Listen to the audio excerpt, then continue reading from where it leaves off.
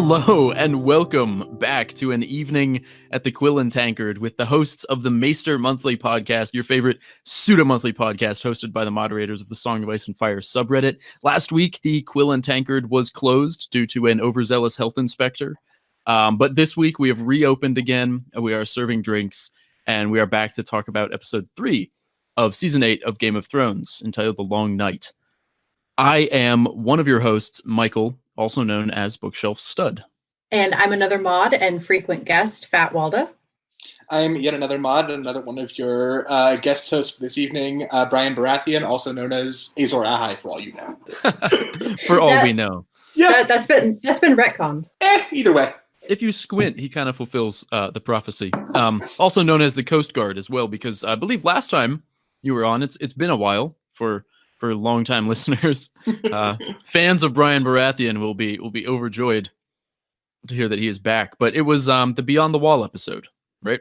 Yeah, so I was last on the Beyond the Wall episode, which is the only other where the Night King's dragon-killing javelin comes out. So I feel like we've come full circle here.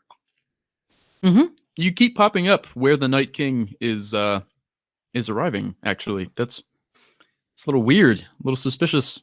I can't comment on that. Are you okay? All right, yeah. Well, I'll take your answer off the air. Cool.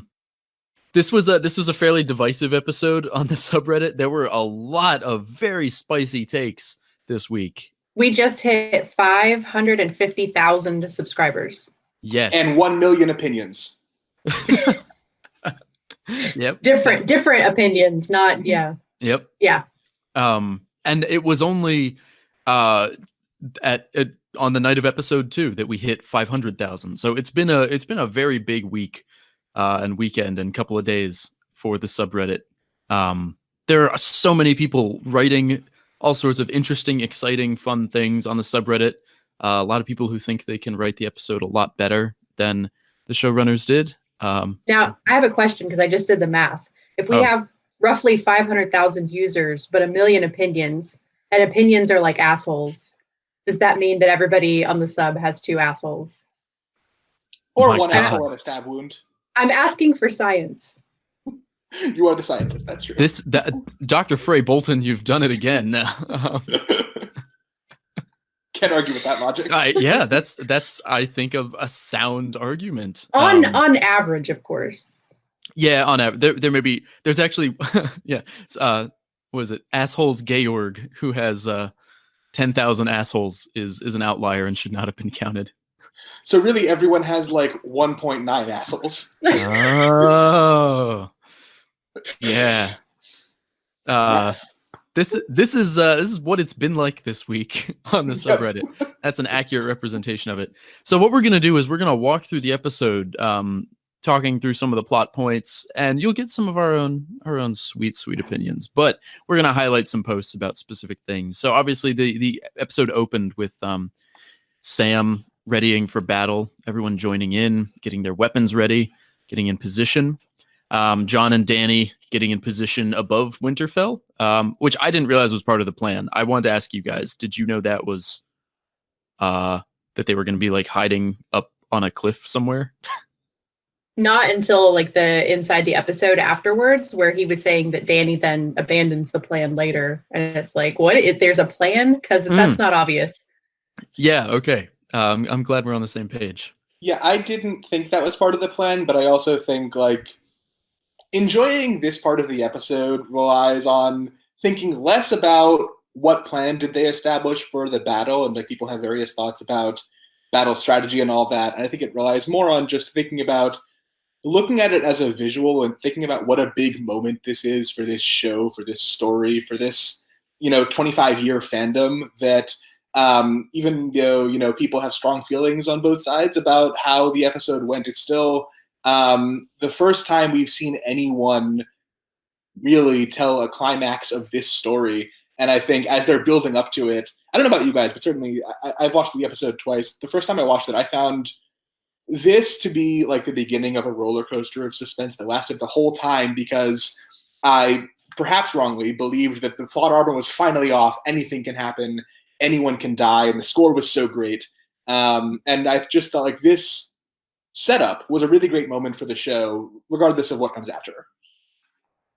Yeah, I was watching it on my laptop, unfortunately. I haven't convinced my husband to watch it yet. He actually never watched the last episode of last season, so I had to explain to him Littlefinger and all that kind of stuff. But I was watching it on my laptop with my headphones, and the sound was just spine tingling because it was mostly silence, and then there were these dragon screeches, interspersed in it, and the rustling of the armies and everybody getting ready. So I couldn't see the visuals as much, but the sound was just, terrifying. Definitely. Yeah, I had my TV cranked up probably too loud for my neighbors, but a lot of credit goes to Paula Fairfield. I think she's the sound effects supervisor. I can't remember her actual title on the show, but she does a lot of really cool stuff. And is one of those aspects, like, it's one of those technical aspects of the show that's just so good. Like, regardless of anything else, that really comes through and works very well. Obviously, Melisandre pops out of the darkness then, as Jon and Dany are looking down, and she ignites the Dothraki Araks. Then the Dothraki charge, which I guess was the plan all along. Before we get to where they're charging, can I just ask, Mm-hmm. when Melisandre left to leave Westeros and leave Dragonstone last season, and then told Davos she had to come back and die in this strange land, where did she go? Disney World? She went to the hyperbaric training chamber from Dragon Ball Z and trained for 1,000 years, but it was actually just like 1 year in the story.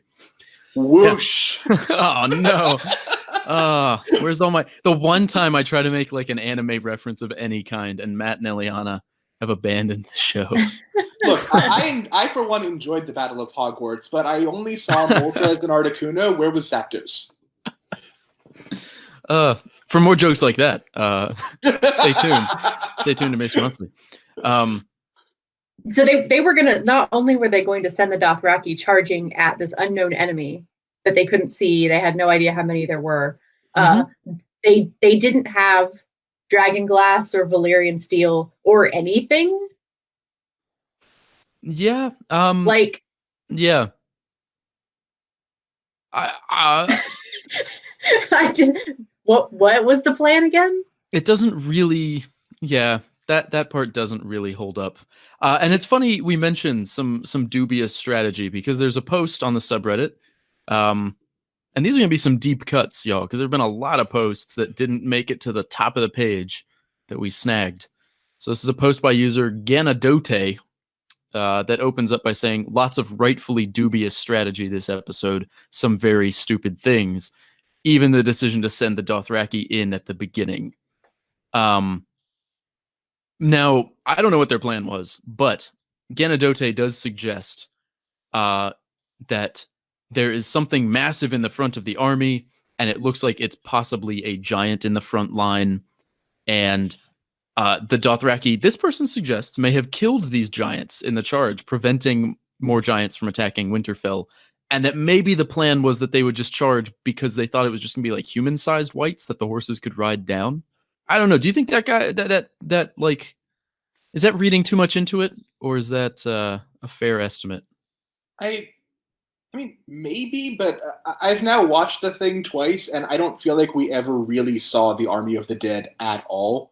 So I don't. I mean, maybe that's the case. Maybe that's what they were going for. That's not something that occurred to me watching it. I've seen a few screenshots, and the user includes 2 in the post, and it's obvious there's something big and hulking, and then the Dothraki is looking up while on horseback. So whatever the Dothraki is looking at has to be taller than a man on horseback. So I mean, it's not a bad assumption, but I did not notice the first time until this user pointed it out. Yeah, it's in the inside the episode, or at some point, I don't remember. It was the little mini documentary. They called this part of the episode like a monster movie, and I think that's a great monster movie moment. Is like the monster that pops out of the dark at the Dothraki. Again, not clear how the Dothraki were even going to see that without their flaming Araks. But I guess they were just figuring something would work out, you know.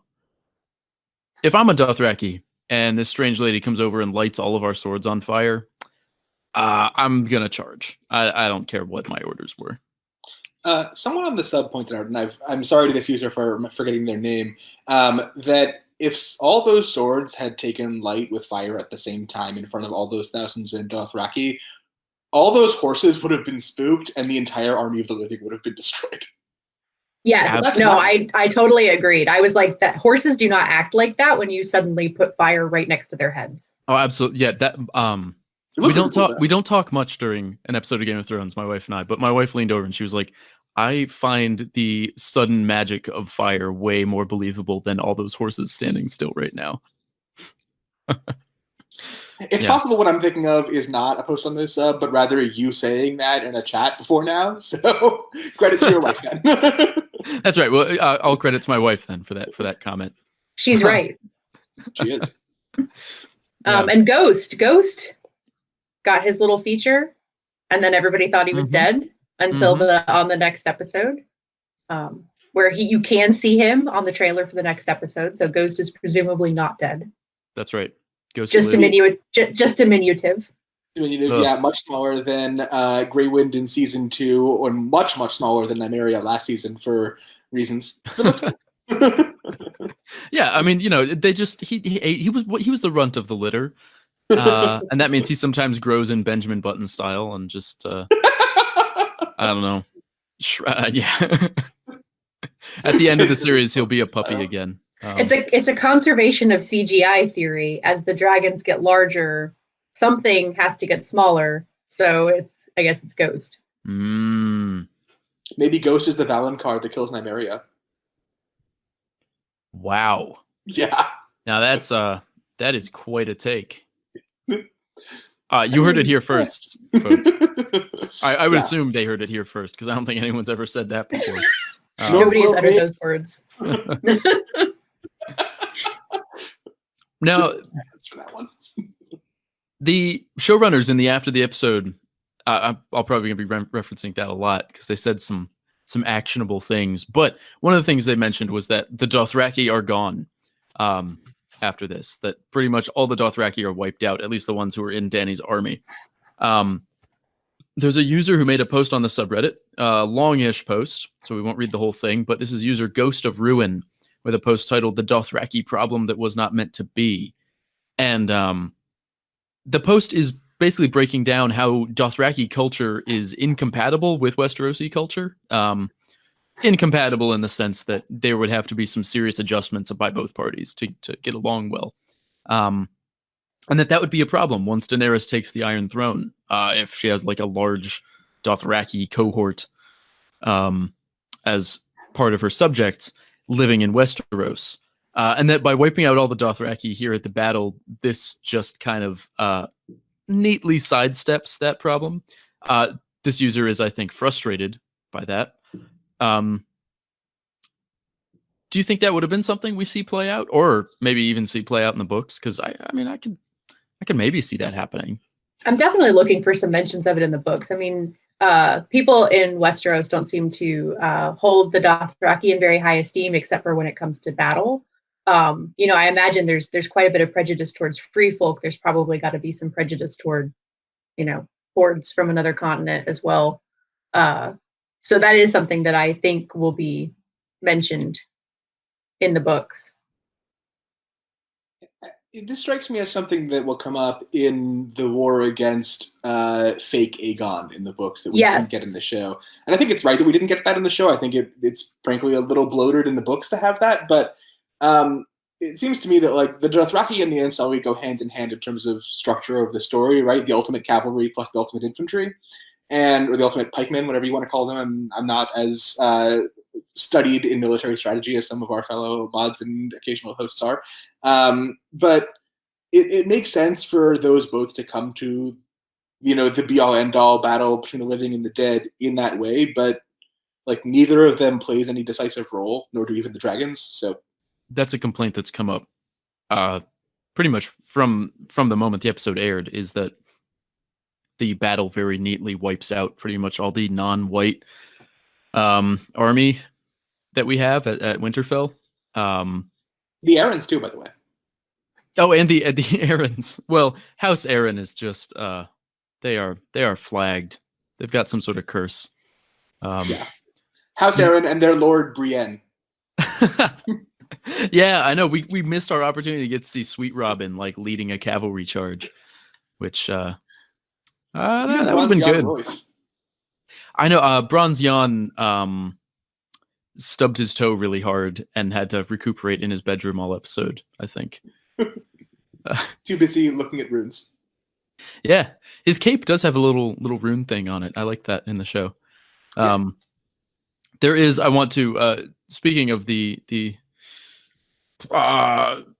question of race in Game of Thrones, shout out to a user garbage_file, who was downvoted, but there was a good discussion in the comments around it. Had a comment that ended with, I know Game of Thrones isn't terribly racist, but there really isn't much love for anyone non-European and brown. Some people really took the Dothraki losing that way. I don't want to get into a whole hot button thing about contemporary political and social movements that we don't allow people to discuss on the sub, because we want to keep the focus on the show. But I do think it is fair to say that the showrunners of Game of Thrones are not as sensitive to race or gender or other kinds of social justice issues as a lot of us fans on the internet, myself included, frankly, would like them to be. And so when all the Dothraki get wiped out, they're like, if people want to say that the showrunners have done something extremely racially insensitive there, like, I get where they're coming from. I don't think there's an argument to be had about that, except that I don't think it was intended that way. I think they just needed a way to get rid of a bunch of characters and plot lines, and kind of did a ham-handed way of doing it. But I don't know. I think there's whatever criticism people want to bring to bear, I think can be fair, but I don't think there's more to it than that in terms of the decision making. It's also possible that they were thinking to Dany's reaction to the initial Dothraki charge, that as I said inside the episode, there was a plan, and when Dany sees that all of the Dothraki have been slaughtered, that spurs her to climb aboard her dragon, which is apparently premature. Jon goes after her, and that sort of alters the course of the battle. So it's possible that that was orchestrated in a way to get Dany to react by the writers. Yeah, I think that's definitely what they were going for. With the idea being that she was like, "Whoa, I can't deal with this like sudden level of slaughter and suffering of the people who trust me and who value me as a leader," which really links her to Jon, who has also fucked up a battle plan outside Winterfell because he prematurely charged into battle after seeing someone he cared about get mowed down. So they had in common. They do, yeah. They must be. They're perfect for each other. Or they must be related. Wait, are they related? What? we need to take Brian off the air and explain some things to him about the story. So they get on their dragons. Yeah. The dragon, the Air Force does mount up to provide support to the infantry on the ground. And I thought it was interesting that as soon as Jon kind of tries to do the smart thing and go for the White Walkers who he sees at the edge of the forest, and they immediately bring in the blizzard at that point. Right. Which, I was glad to see that. I feel like the idea that the White Walkers, the others, bring the winter is such a cool idea, and also one that like you want to see it on the screen. Like how could you not do that? That's too cool. Yeah, the entire air war in this episode, I would say, is like one of the highlights of the show. I think not just in this episode, but throughout its run. There's been a lot of criticism and thoughts about what happened in this episode, but I think the technical aspects of it are just incredible. And we haven't even like gotten to the best dragon part, which is where they go over the clouds. But yeah, that part was really cool. Yeah, for sure. It really shows. I think. The dragon riding didn't look as cheesy as it could or as it even has on the show, I think. Mm-hmm. When Dany first hops on Drogon in Desnak's pit, I think that you compare that to these shots and it's night and day. Right. And although Jon's perpetual oh shit face is Hilarious. Yeah, he's still. It's like, wait, you just rode that thing for the first time like yesterday, and you're going to ride it into battle. Okay. Yeah. Great idea. Definitely the best like parts showing the dragons flying, even when someone's on their back, is when it's zoomed out and you see them against the sky or against the battle, rather than showing a close up of John or Denny's face riding it, just because it looks a little bit off when they do that in a way that maybe all dragon riding does, as I think you guys discussed on the last episode of Quill and Tankard. But those zoomed out shots really cool. Maybe it hits the uncanny valley because we don't see people riding dragons, so it's like realistic but not something we are used to seeing. Yeah, I think that's probably right. Like, there's no way to make that really convincing because you can't convince me I'm seeing a dragon. Well, maybe you could, I guess, if you did it well. But a lot of uncanny valley in this one. Yeah. No, you're right though. The best shots are the ones that are a little wider, a little less John making O faces as he sits on like his big flying rig. Okay. Yeah. Now, from the dragons, we go down to the ground fight, and this is when we get our first main character. Well, main character death. It's a named character, at least. A named character, a first named death of the episode, which is of course Dolorous Ed, who goes out saving Samuel Tarly. Was he on your guys' death list for this episode? I mean, everybody was on my death list, but that didn't turn out. True. Yeah. Okay. I didn't make a death list because I just thought, okay, this is finally. I have a long-standing theory that maybe has been smashed now that that no Targaryens survived the Long Night, and they did. But when I was watching this, I first thought, really anyone can die. So Ed, like a bunch of main cast members are going to die, and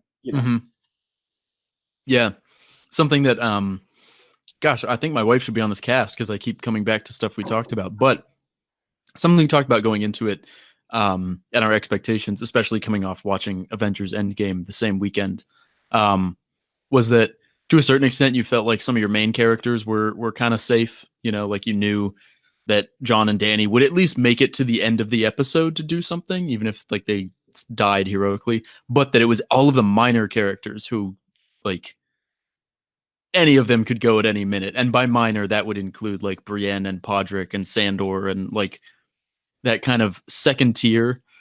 It's not the big 4 or 5. Yeah. So yeah, Ed is like what, third tier? No offense to Ed. I mean, he is the Lord Commander at the moment, but that's right. There's no Night's Watch. So does that mean was he the 999th then? Is that right? I don't think the show is tracking that thing. I don't think they ever brought it up on the show, did they? I'm pretty sure I remember during John's election, or like during that election, they mentioned it's like the 998th. But Tormund manned the wall for a while, right? Well, didn't he say Ed, we're the Night's Watch now? We're the Night's Watch now. Yeah. I think that was under Ed's supervision though, or like he was given East Watch or something. But yeah. So what I'm saying is there's still time for Jaime Lannister to be the 1000th Lord Commander, as some people are really rooting for. Yeah, R.I.P. Dolorous Ed. Sorry, buddy. I mean, cool for him that he made it this far. Absolutely. That's a good positive way to look at it. We didn't see him turn into a white either. I also think it's very fitting for him that we see him die in a moment of being vaguely frustrated at Sam for not being able to defend himself, which is also where we first saw Dolorous Ed way back in the beginning. That's a good point. Yeah. He died as he lived.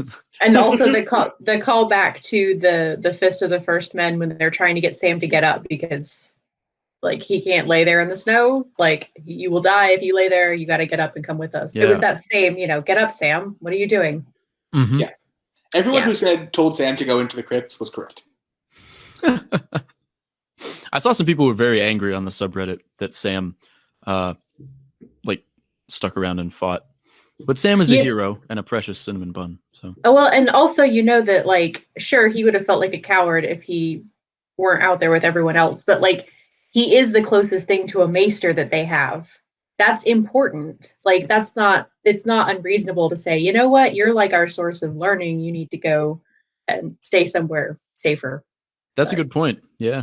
At the same time, I agree with that. And again, I think he should have been in the crypts, but I also think there is something to be said for Sam learning from John in this moment of him being out of the battlefield when you might think it's inadvisable, because one thing we see Jon Snow doing over and over and over again on this show is putting himself between danger and like anybody else or any objective, whatever the thing is in that episode.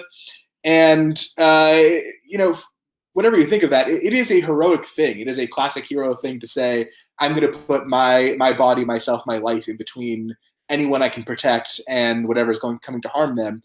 And in this moment, Sam isn't the best warrior, but he really does try to rise to the occasion of this most important thing that's ever happened. And there is something honorable about that.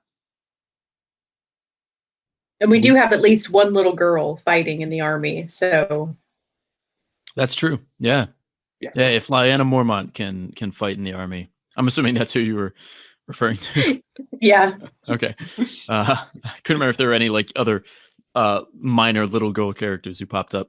So anyway, Ed dies. Sansa heads down to the crypts where Sam maybe should have been, as we've discussed. There's this sort of retreat back into the castle, which again, I wasn't sure if that was part of the plan or not. But they did talk about how they wanted this episode to feel like collapsing concentric circles, like everyone gets pushed back further and further until it's just the God's Wood, basically. So this is part of that first stage of things falling apart. Wait, collapsing concentric circles? They said that? I think actually it was esteemed writer Dave Hill who said that in the like behind the scenes for this episode, the like 40-minute long game revealed thing that they did. Did he write the Battle of the Bastards? Who did write the Battle of the Bastards? Because it's like the concentric circles thing is the same, and the idea that, as we've seen a number of times on the show, like the good guys totally unambiguously lose the battle right up until something crazy happens, and then they win, even though a lot of people are dead. Like that is very much like the Battle of the Bastards, both being encircled, and in terms of where that goes to that like really dark point. Mm-hmm. So could happen. I could see it. I don't know. Yeah, it was Benioff and Weiss who wrote Battle of the Bastards, but they and Dave Hill gel very well, I think, in the sense that they both have very similar. That they all have very similar sensibilities. No comment. Yeah, that was my diplomatic framing. I props to the Unsullied for being like the only disciplined, rational people on the battlefield.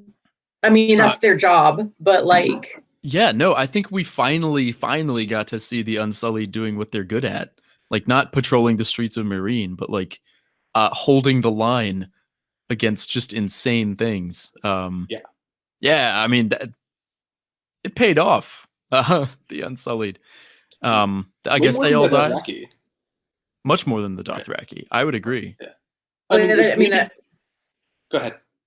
I was going to say, Michael said they all died, but like, did Grey Worm die? It's unclear. No, he's definitely alive. The pictures for next episode. Is he in? Okay. All right. He's also he's main cast, so he survived. Everybody else is dead. Apparently, that's a safe assumption now.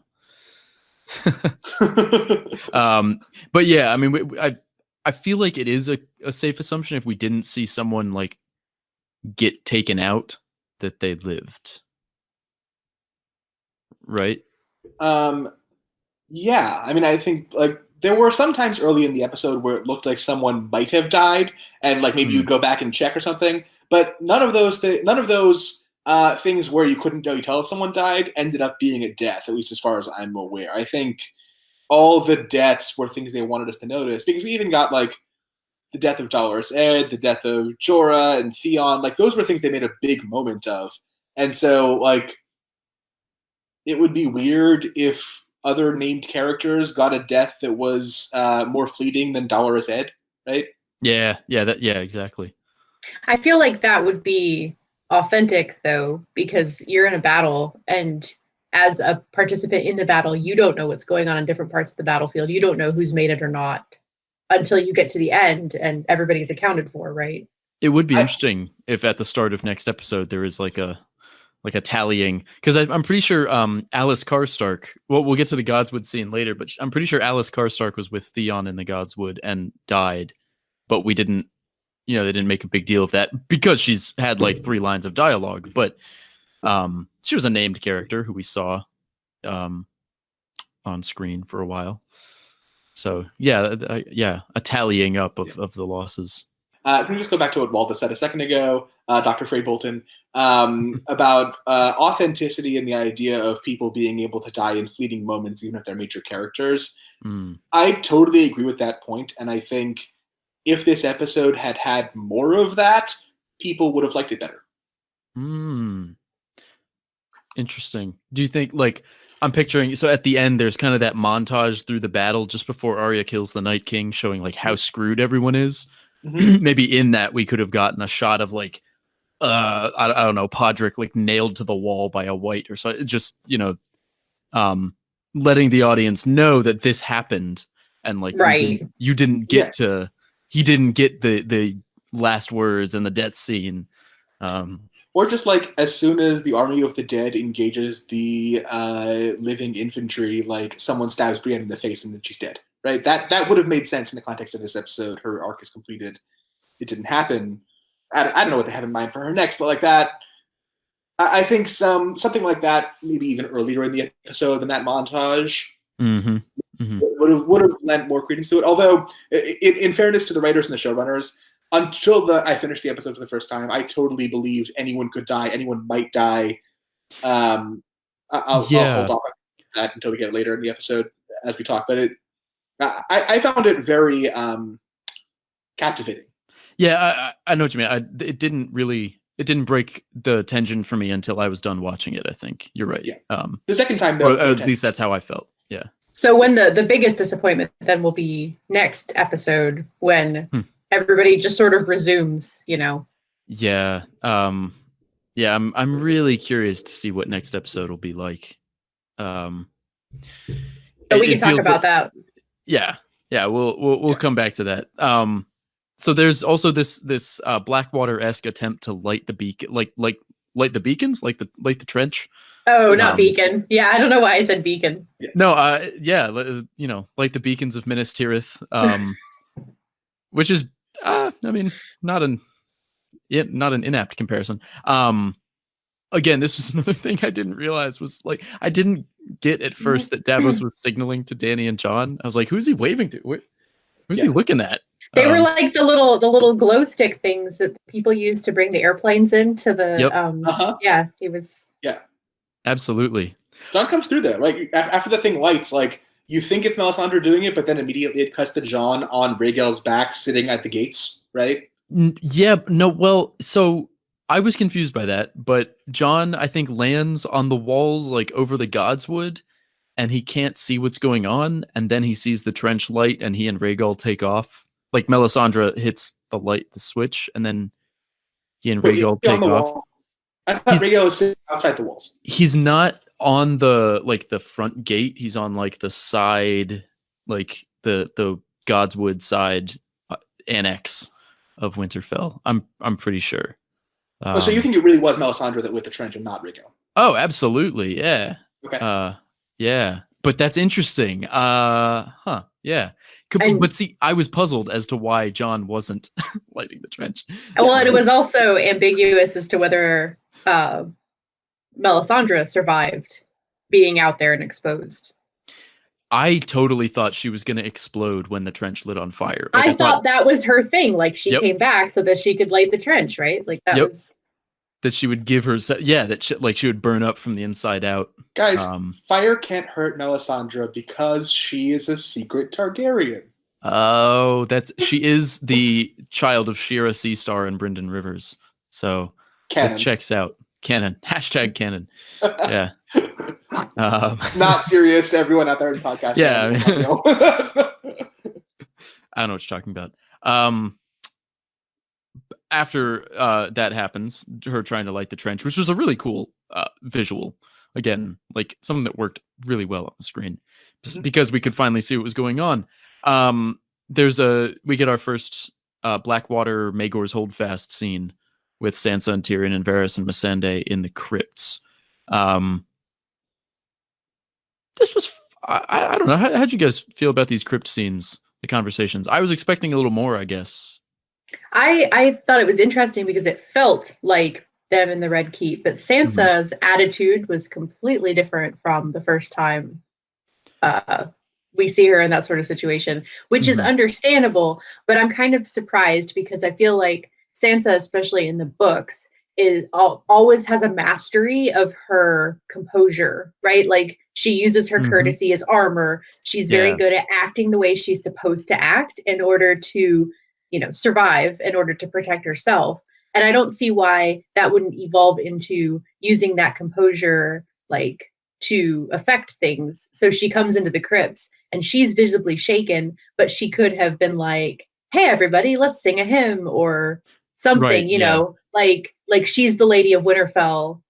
I felt like it was kind of her duty to put on that armor and say, let's try to make this all right. And instead she sits down and she's just like, look, Tyrion, the best thing that we can do in this battle is nothing.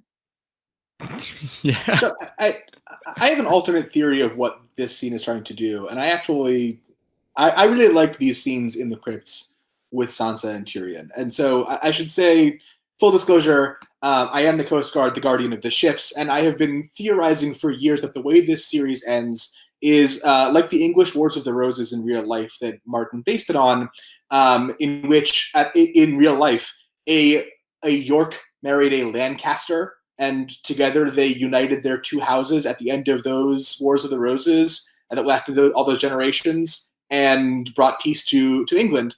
And I had always thought that what was going to happen here in A Song of Ice and Fire was that the Targaryens would die, and that Sansa Stark and Tyrion Lannister would come back together as Lady of Winterfell and Lord of Casterly Rock and rule the realm from there. And that's the bittersweet ending that Martin always promised. I think the fact that the Night King has died before Jon and Dany suggests that the Targaryens might survive, but having been like one of these people who is looking for signs that Sansa and Tyrion will reunite eventually, I'm surprised that it's happening this fast and with this much genuine affection, but it holds meaning to me because I've been looking for signs that was where those two characters' stories were going for a long time. And I think it works out well on if you look at it that way. But if we get to the end of the series and they don't get back together, then I take back my praise.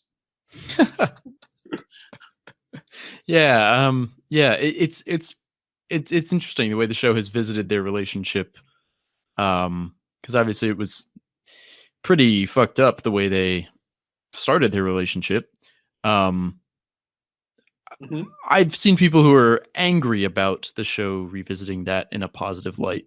I think it's I'm trying really hard to separate some of the show characters from the book characters. Jorah is one example. Oh, boy. Tyrion is another. And to some extent Sansa and Arya. Just knowing that Tyrion is a much more complex and dark person in the books makes me not really inclined to see them together in the show. But I know that that's not the same Tyrion, so right. That's not you. I think it makes more sense for them to come together as a political marriage than as a real romance. So that's a weird turn, but I like where it's signaling it's going in the overall story, not so much that their actual dynamic makes sense.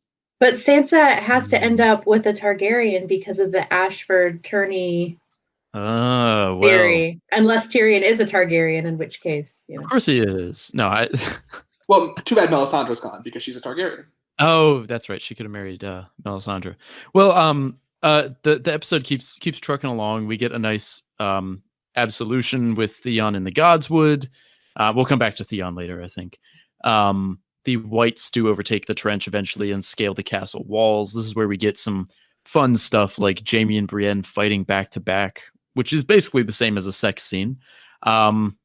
Sandor, experiencing serious PTSD. Arya fighting with her new toy on the battlements. Is it just me or does it break instantly?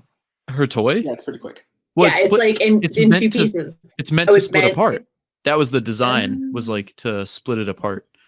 So she could have a staff, but then have two daggers. Her I didn't DM realize signed that. off on her sheet, so it's a custom weapon, but they kind of house ruled it in. I was really hoping when she first got it that she was gonna like javelin the Syrian, but yeah, Yeah, that's what I thought too. there were a lot of people I think who were like, oh, this is going to be very important. And I mean, it was a cool weapon, but like it wasn't that important. Yeah. She used it for a couple minutes and then threw it away. This is also, of course, where we get the death of Lyanna Mormont, the giant slayer. Goes out like Donal Noy, stabbing a giant in the eye. I mean, there was no way they were not going to kill Lyanna this episode. Yeah. I saw some criticism for the fact that she was still able to stab the giant in the eye after having like every bone in her body snapped, including her spine. But I don't know. She's a Mormon woman. Like, they're not normal.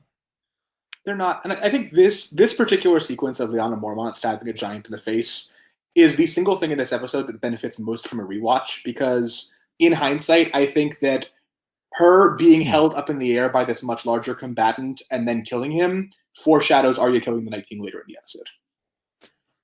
Very true. Yeah. And it's interestingly, very similar. Yeah. Sorry. No, interestingly, in both scenarios, I initially thought that the girl being grabbed was screwed. Like, I was like, oh, she's crushed. Like, she's not, this is it. She's done. You know, it was the same thing with Arya, that when she was grabbed, I was like, oh, well, that's the end of Arya. Right. Like, right. But yeah.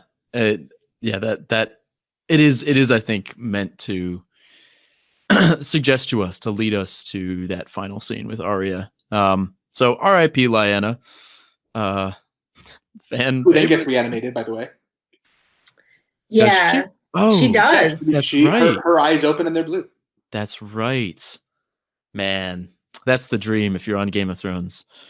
Then we do get you die the hero and live long enough to see yourself become the villain.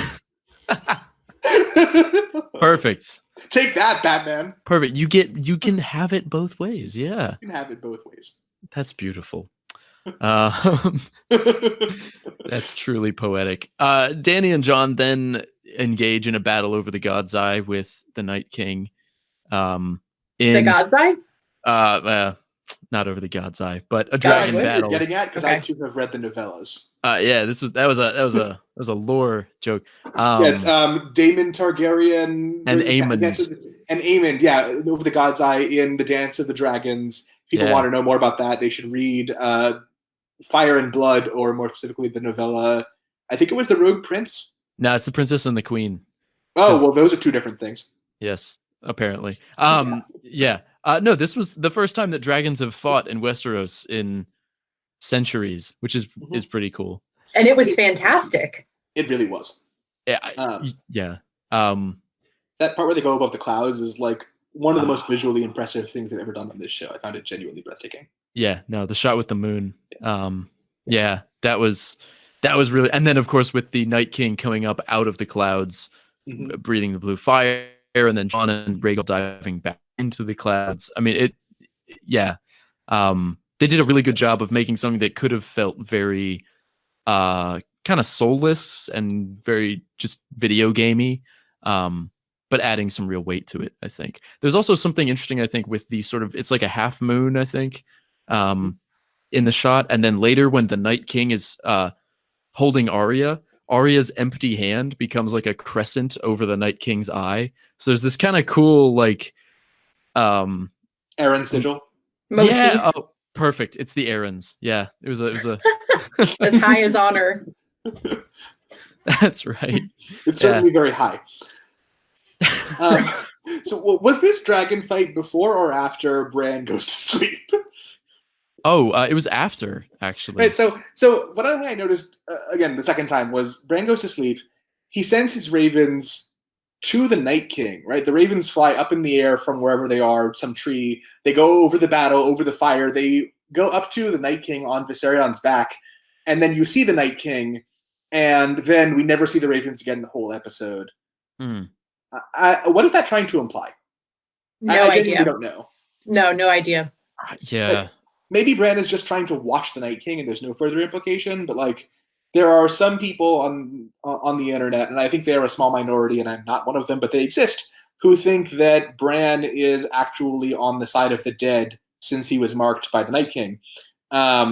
Again, I don't buy into that theory. I think I neither believe that's going to happen nor want it to happen, but I think those ravens going up to the Night King and Bran doing nothing else that whole episode, basically, other than sitting there, is like some evidence someone could use to make an argument about that. And I'm not, but I think that's fair game if someone thinks that. I mean, maybe he was just doing reconnaissance to see how close the Night King was to, actually, I just thought maybe he was just trying to signify to the Night King, hey, I'm here. Yeah. Yeah. Like, he was taunting him, like, hey, come get me. Absolutely. Because we have that scene, I think it was season 7, when Bran flies in the ravens north of the wall to the Night King, and then the Night King kicks him out of the ravens. So if Bran flies the ravens to the Night King again, that's definitely Bran.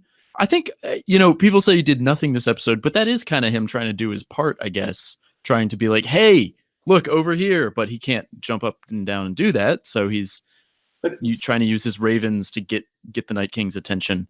I don't know. I like you, that literally just the light bulb went off. So I don't know.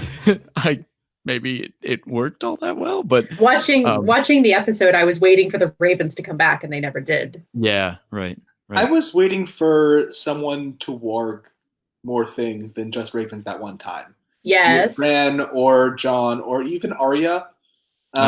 Maybe Arya hasn't warged anything in the show. I'm not sure, but like that, it's still theoretically possible that someone will warg a dragon at some point. And I think like if Bran had even tried to warg Viserion, that would have been a really cool thing to happen in this episode that wouldn't need to change the story at all in how it turned out, but they just didn't do that. I don't know. Yeah. I think there are many aspects of the books that are hard for the showrunners to do in the medium of television. And I think that warging is one of those things. Yeah, that's fair. For sure. Yeah. Yeah, it's all very metaphysical. However, what was not metaphysical... No, I can't think of a good segue.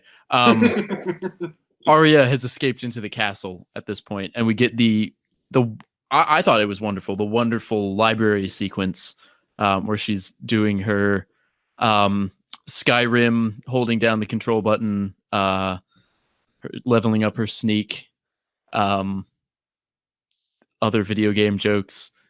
It's like Hitman. She's like making a distraction for him over there so that she can sneak around the corner. Exactly. Yes. I liked this whole sequence a lot, starting with Arya in the library all the way through to Mel's pep talk to her. I thought that worked really well. I really disliked that sequence. The library part I thought was good, but Arya getting almost killed and then needing to be saved by Sandor and Beric strikes me as something that, like, it's a fitting end of the arc for Sandor and Beric, but the only way that Arya being the one to kill the Night King makes sense is that Arya is the greatest killer alive, pun intended. And if she needs to be saved in the middle of the episode by Sandor Clegane and Beric Dondarrion, how is she the one who comes both literally and figuratively out of nowhere to stab the Night King in that one spot and kill him after a direct blast from Drogon didn't? It strikes me as one of these things where, they say in storytelling you're supposed to join things with either a therefore or a but. And the show, Game of Thrones, has, I would say for a number of seasons since they finished A Storm of Swords, there's a lot of and then. It's not therefore, it's not but, it's just and then. And this feels like an and then. Arya fights some people. Arya sneaks around. And then she almost loses. They have to save her. And then she defeats the entire army of the dead single-handedly. It doesn't seem to flow logically. If she's so much of a badass that she can kill the Night King, why couldn't she protect herself along the way? See, I read it differently, where I think that the scene in the library is forecasting to us that she can move around quietly enough to surprise the Night King, but that if she were to be like caught in an attrition style, like fighting all the whites, that she would be just as screwed as anyone else. But like when she's on the battlements, she does fight a bunch of whites all at once, and like she then does get like a crushing head wound though. When her head like shatters some, I don't know, I winced. It was so that sound was a very authentic sound of the head hitting the stone steps. That was I think Paula Fairfield actually went out and killed a man to get that sound effect. Because that one made me like oh my limbs tense. She does still have that head wound when she lunges out of nowhere and kills the Night King though. Yes, she does. Yeah. But she's had a pep talk. That's right. She gets her very important pep talk. Well, so I just want to give my take on the library scene. I think the best part about it is that I really did enjoy the pacing of the whole episode. I didn't feel bored. Like, if it had just been 80 minutes of them throwing undead whites at a blurry screen in the dark, like that would have been a total turn off for me. And I would have been like, all right, I'm done. Like, this is not interesting. But the way that they moved it from, a battle on the field to a battle on the walls, and then they interspersed some of the quieter scenes, and then to like sort of personal battles, right? Like with the dragon fighting, and then Arya, and then Bran and the Godswood. Like I did feel, and they mentioned that in the inside the episode, that they were really trying really hard to craft that, kind of funneling the action, I think, toward the climax. And that's one reason why I liked the library scene, because it hadn't been done in the episode. I agree completely. I mean, I think it really broke up the pacing of like the extended shots of orange flames as like black figures just throw themselves at one another. Like, it kind of brings back some of the suspense from the very beginning of the episode. Yeah, that's a good point. Yeah, it's like a reset button in a way. We're like, okay, we're getting into the back half now. Totally compelling to watch. Yeah. All right. So then we of course get the continuing air battle. This is where the Night King and Viserion take out part of the Wall of Winterfell. Then Jon knocks the Night King off of his dragon, and then we get some hot dragon on dragon action. Which was actually another. It was a little blurry for me, but the scenes that I could see, I was like, "Oh my god, that's horrifying!" Where like Rhaegal's ripping open Viserion's belly and just chomp chomp. Yeah, chomping on him. I found that to be actually kind of not like tear jerking, but kind of affecting in the sense of like, oh my god, these are the only dragons in the world, and they're like ripping each other to pieces. That's in front of their mother. In front of their mom. Yeah, that's so fucked up. Then of course we get Dracarys, which I know has been a source of contention for some folks. A bone to pick, where Dany tries to flame the Night King. A bone to pick. How are they mad at Dany, or are they mad at that it didn't work? No, I think there's a large number of people who think that it should have worked. I'm one of those. Yeah, I was trying to like throw it your way a little there. Right. So here's my spiel. I think number one, the entire series seems to me to have been converging on this point, where the only way to defeat the army of the dead, this insane threat to destroy everyone with ice, is with dragons, which are this extremely dangerous thing with fire that just fought bloody wars to get rid of not that long ago, and now they're bringing them back. And there's this whole thing of Daenerys Targaryen being either the savior or the menace, and I think she's the savior, or at least morally ambiguous. I don't believe in the Mad Queen theory, but the fact that Drogon does a full-on blast at the Night King, and it doesn't affect him at all, it's not great in terms of the overall storytelling that we're doing here. And I think I am more sympathetic to Arya killing the Night King than I think most people are, because she is the perfect assassin. It makes sense for her character arc. But why is it that Valyrian steel, which is steel made with dragonfire, can't accomplish what a sustained blast from the largest dragon in the world couldn't even attempt to do? And I gave up on fire. I gave up on fire on the show a long time ago. When Dany was repeatedly fireproof, and I'm like, this is not how this works. Yeah. But So- how is ice fireproof in A Song of Ice and Fire? It's magic ice. Oh, I mean- in that case. So I will say, I have always been of the opinion that Danny's dragons won't defeat the others. We're gonna get, and then the dragon will die, and they'll be like, "Wait, how are we gonna defeat the others now?" And then Bran does it, or so, like at the moment where everything looks darkest because the dragons are dead. Just because I think that'd be a fun story. So my headcanon here is that George R. R. Martin told them, he was like, yeah, the dragons won't be the key to defeating the others. Like, they'll be a part of it, but really it's going to be XYZ. And they were like, oh, well, fuck it. In that case, like, we can just have the dragons breathe fire on them and, like, doesn't matter. But I will also so- throw in, ahead. the others, Old Nan mentions that they hated iron, if I remember right. And so maybe there's something about iron plus dragon fire they really don't like. Well, that's kind of a callback to like Irish folklore, yeah. where certain magical beings are affected by cold iron and whatnot. Yeah. I think that's like those are reasonable points, and I think I could totally see the dragons not necessarily being the thing that wipes out the army of the dead in the books, but I think this particular moment where Dragonfire does nothing at all to the Night King. I said White King. That's also kind of true. Is kind of emblematic of the fact that, in hindsight, Arya and the Night King are the only people whose actions have any serious consequence in this episode. The entire army of the living doesn't really affect the outcome.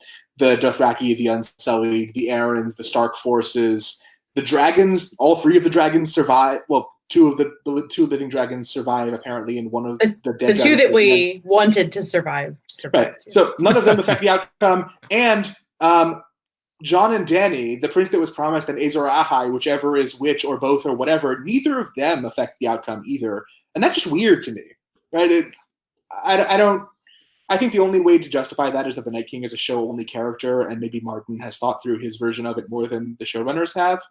But I find it unsatisfying that all those things that have been built up for so long truly had no effect on the outcome of this episode at all.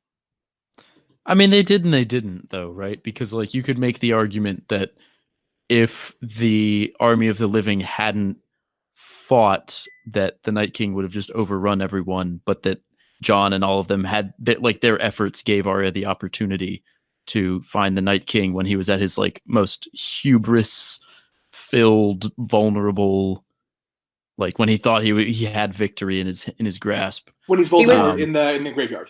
Or I was going to say Bond villain, right? Like, absolutely. I mean, that is exactly what we're looking at, right? Like, is the Night King, like, he thinks he's won. But like, Voldemort in the graveyard has no army behind, to defeat before he gets to Harry. He just says, nobody kill Harry, he's mine. And that's like, why couldn't that have happened with just the Night King and Bran, if that's going to be the case? I don't think there's a real answer to that, but that is my point. Yeah. I don't think there's a real answer to that. Mm-hmm. Well, speaking of the Night King, the Night King obviously raises all the dead, so he doesn't have to fight Jon 1v1 because he's a little weenie. And this brings us to a post, a very long post. Well, it's not that long. A post by user BL1Y called Army of the Dead Mechanics. This post is about the actual, like, physical mechanics of the Army of the Dead. So one of their big points about why people are surviving is that a lot of the whites are unarmed. They're basically coming at it tooth and nail, which is effective if you can grab someone's face, but less effective if that person's wearing, like, plate armor and has a chance to swing at you with a sword. So that adds to some of the believability for why some characters are surviving, like swarms and swarms of them.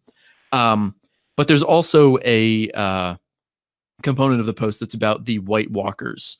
And the point is that no White Walker has survived direct combat against someone armed with Valyrian steel or dragon glass. Every time in the show they go up against someone with the weapon to kill them, they die, which is obviously a narrative thing, but also it makes sense that that they are dangerous, not because of their martial ability necessarily, but because of the whites they can raise and all that kind of stuff.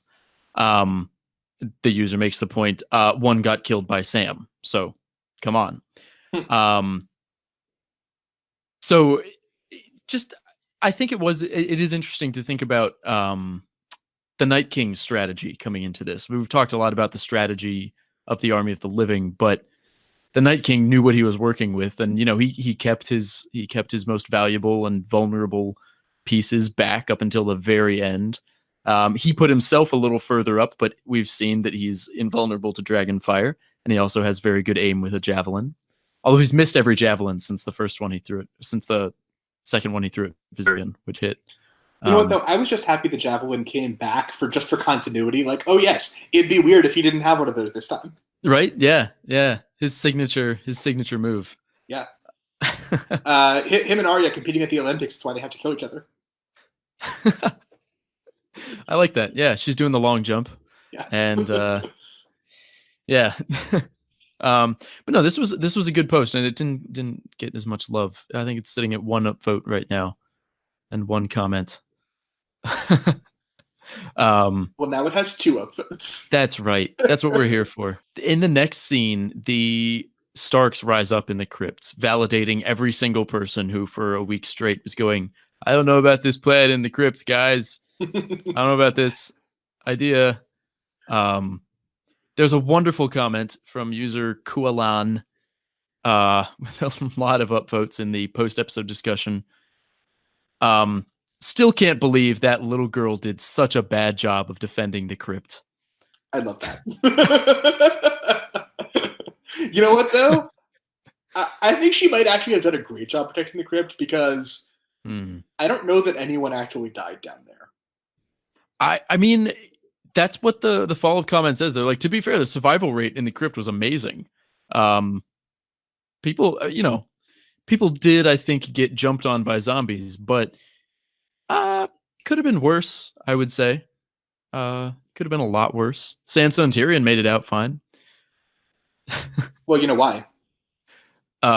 Because they had their daggers? No, because they were on a Coast Guard ship. Of course. They were protected. Where you boo me. Yeah. Oh, God. Sorry, I had to. Protected by the Coast Guard. Anyway. I love it. I love that. It's generous of you to pretend that you do. Yeah, I quote unquote love that. When they had their daggers out, did anyone else think they were going to commit like a joint suicide together? Apparently, there was a scene where they did actually go after whites. They got caught in the final episode. It was in the one documentary. Also, some people were salty because they were like, yeah, they went beyond the wall and they captured a white and they took it all the way to King's Landing in a wooden box. And yet, these dead Starks that are literally bones and dust are able to somehow break through their stone sarcophagi to attack the people in the crypts. You know why? That's because the Stark's meat is bloody tough. Yeah. Also, like, that white going to King's Landing, like, am I right? The cellular range in Westeros is amazing. that white is being controlled by a White Walker 1,000 miles away. Like, they've got 5G. That White Walker is Employee of the Month right there. They have a good 5G network going on. It's possible. It's like the little remote control cars I had when I was a kid, where if you didn't give them inputs, they just spun in circles. Oh. So I think that's what it was, is that the white has like an autopilot routine that, like, if it can't get reception, it just like lunges forward at the first living thing it sees, and that's it. You know? Right, yeah. So among all the like many other sci-fi fantasy series we've conflated Game of Thrones with in this episode, we're adding Transformers. Yeah. Yeah. Why not? Let the record show that Walda just muted herself so we wouldn't hear her reaction. Yeah, that silence was a powerful silence. Right. So one other really good observation that I saw, though, was that Tyrion and Sansa hid behind Ned Stark's statue and tomb. Oh. And of course, Ned wouldn't be able to reanimate, since the only thing that came back from King's Landing was like a pile of bones and no head. Yep. So presumably there wouldn't have been a body to reanimate. But then why are people who died decades earlier able to reanimate? Why aren't they literally dust? They're all together. They're still. mummified. They do actually. Mummified? What's interesting is, I'm telling you, this behind the scenes thing answers so many questions. The game revealed video. but they talked about doing research on like what mummies would look like after being in stone sarcophagi for centuries. And apparently they would still have like a good amount of flesh. It would just be really desiccated and dry, but they would still be like held together. So presumably this was the special effects, like the animators doing this research and not Dan and David. Well, it was the practical effects people. Like they dressed people up as mummies, basically. I like that. I'm just saying because they put research into seeing what dead people would look like in stone sarcophagi after thousands of years, but they didn't do any research on medieval warfare. Yeah.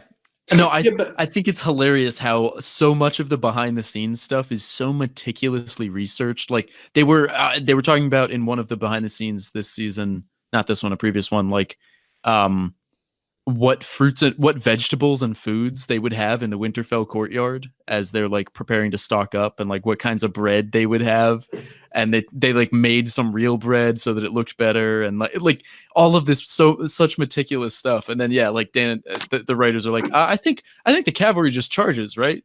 We should put the trebuchets in front of the trenches. yeah.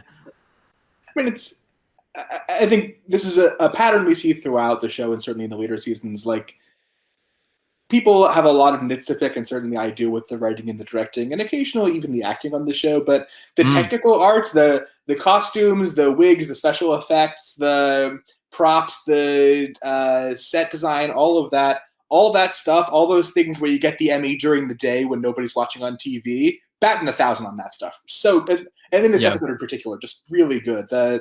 Everyone who worked on this on the technical side, like, deserves to work on all the, like, Marvel and Star Wars and whatever other kinds of things, or, I don't know, Downton Abbey, whatever they want to work on. They're pretty good at their job, and they should. That's right. I like that Downton Abbey is also on that list. Well, right, it's a period piece type thing. Similar smells, right? Maybe not Downton Abbey. Maybe like the BBC Hollow Crown series, although I think that's done because Shakespeare is dead and there's only so many of those history plays. Right. That kind of thing. Yeah, it's in the public domain. They can do some fan fiction. But speaking of fan fiction, the Jorah and Dany ship finally crashes and burns when Drogon, after being swarmed by whites, which was really chilling, actually. I was literally yelling at the screen at that point, like, Dany, what the hell are you doing? Get off the ground. Like, yes. I think I turned to my wife and I was like, this is so frustrating. I was very concerned until the Night King died that Dany was going to die in this episode, and I'm so glad she didn't die after that point, because that thing where she lands and all those whites get on the dragon was so stupid. That would be a terrible reason for Daenerys Targaryen to die. Well, and I don't. Maybe it was just me, but like the whites crawling all over Drogon, like that put the chills up my spine. If they had killed Drogon, I wouldn't have been surprised at that point, because absolutely. Yes. They're just tearing at him, and it's awful. Oh yeah, no, it was like rats or something. It was nasty. Yeah. Anyway, then Jorah, he finally gets to save his waifu, and hold his shield up over her, just like that meme. And then takes a bunch of shots from whites. Dany does pick up a sword, which good on her. She stuck him with the pointy end. You've seen the stills of her over Jorah's body, and just like the anguish in her face. And I think, I don't know, this may be like the best acted episode for Emilia Clarke. Like, it's just her different, like, she actually did get kind of some range. Like, she's like worried, she's horrified, she's, completely destroyed emotionally. The look of smugness when she says Dracarys and like blasts the Night King with fire. Like, I think she did a really good job this episode. Yeah. I think she's done a really good job the last couple episodes of this season. She's either the directors are letting her do more, or she's doing more with the character. But when you see Emilia Clarke speak outside the context of the show, she is a very animated person who's like face moves and stuff like that. And I think the criticisms that she gets for her acting on the show are very similar to the criticisms of Kit Harington and a bunch of other major characters in the show. And I think Bran certainly, it's got to kind of be directing, because you see what the people are like in real life, and you see the difference, like, with Emilia now versus, season 2 or whatever people think is the worst Dany season. It's significant. Meanwhile, like, I still didn't know what the deal was with Bran, but. Yeah, no, yeah, I agree. Bran, or Isaac Hempstead, right? Kit Harington and Amelia Clark are all. Kit Harington's still pretty dry in real life, but he's got more of like a dry humor to it, I guess. But they're all just a little more animated than their characters are allowed to be.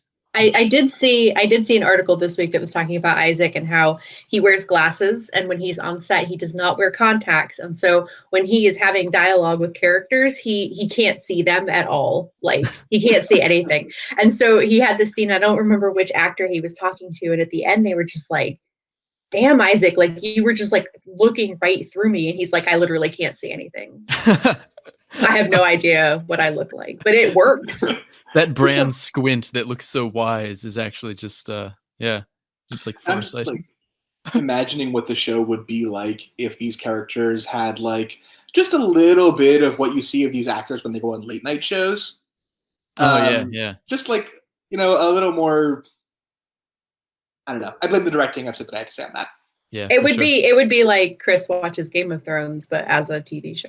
Oh. Yeah, by the way, everybody should Google Chris watches Game of Thrones, CHRYS watches GOT, or whatever it is like that. We have nothing to do with that, but it's great, and it's one of the better things that you can do to satisfy your Game of Thrones thirst between episodes, or even just like go back and read it all. I endorse that. It's like detoxing from an episode. Like it gets all the toxins out of your body after you've read one of those. Yes. Yeah, and it's really funny, like, even funnier than I am, and I'm hilarious. That's true. But don't post it to the sub because we will remove it for being a meme. That's right. Rule 5. Rule 5. Rule 5. All right, we're coming up on the end of the episode here, where all the spiciest takes are. So Jon, rushes towards the Godswood, passing his best friend along the way. Whoops, awkward. Obviously, the Night's King finds Bran in the Godswood, and we get Theon's death scene, which was pretty affecting. That was pretty heart-wrenching, especially because the last thing Theon sees is the Night King stepping over him towards Bran, so Theon dies thinking that he failed the Starks. That's just a fun perspective to throw in there. So, can I ask a question of you guys on this? I'm just interested in what you think. When there are several times in this episode where Bran says things to Theon that basically like totally absolve him of all the bad stuff he's done to the Starks, and basically Bran in like he doesn't display emotion, but in the most like emotionally impacting thing that he's done in quite some time, he basically tries to relieve Theon of all the guilt that he has built up in these most important events of his life. And I can't tell if that's the human Brandon Stark coming through and trying to have a merciful moment with this surrogate brother he once had who betrayed him, or if it's just the Three-Eyed Raven realizes that there's a butterfly effect, everything has to happen exactly the way it has to happen, and the thing that has to happen is Theon is for him to charge the Night King. So what do you think is happening there? I see what you mean. Like, is it the human Bran, or is it the like so far removed from human he's not? Yeah. I think you could liken what Bran is doing with Theon and the Godswood to sort of confession or last rites for a Catholic. Like he's, everybody knew Theon was going to die. He's, absolving him of his sins. He's reaffirming that, he's a good person. And he, like, Bran is being sort of the intermediary between the gods and Theon. What if Bran is the old gods? Is that not the case? It's totally the case. Canonically. It is now. We've just decided. Yeah. Maybe not Bran, but that he's connected. The old gods are just all of the souls of everybody who has connected with that Weirwood network, right? I don't. It's not just Bran. But. Well, Bran is like the sysadmin of the old gods network. Oh. Yeah. Okay. Right. That's why he's so powerful. He controls GameOfThrones.com. Yeah, right. GameOfThrones.com. Yeah, where sorry, all of this .net, is taking excuse me. .de. Of course, after Theon dies, surprise, Arya pops in and shatters the Night King and his entire army with a single well-placed bluff of a knife thrust, which I feel like is an important thing to note, that like she bluffs the Night King. Like she comes in high and then she goes low. Like I don't know. I think there's something to what she learned about lying in the House of Black and White, and her using a bluff to. If one of my characters in D&D was trying to do that, I would make them roll bluff to like feint or something. That's all I'm saying. This was a moment, a singular moment, possibly in the history of mankind, that drew some truly, truly spicy takes out of people and really activated, radicalized a lot of people. So there's quite a lot of posts on the subreddit, obviously, talking about people's opinions on this scene.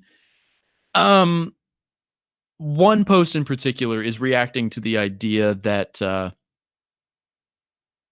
that the show is anticipating being more woke than its audience, and is anticipating like kind of, aha, you wouldn't have expected a woman to do this. This post is by Jaded Tomatillo, a little green tomato. What a great username. Yeah, because jaded, like it's green. Yeah, jade. Yeah. Exactly. Oh, wow, that's really good. And just to read a quick, this is a longish post. There have been a lot of long posts this week, but just to read a quick sentence, it's like they want us, they say, to watch the show and be like, oh boy, you got me there. I totally thought before that female character was not serving any purpose to the plot / was being stupid, but you proved me wrong with that huge twist. But none of us are thinking that. We know Sansa is smart, and we know Arya is a badass. So what do you guys think about this as like an audience reaction, or anticipating the audience reaction on the part of Dan and David? You know?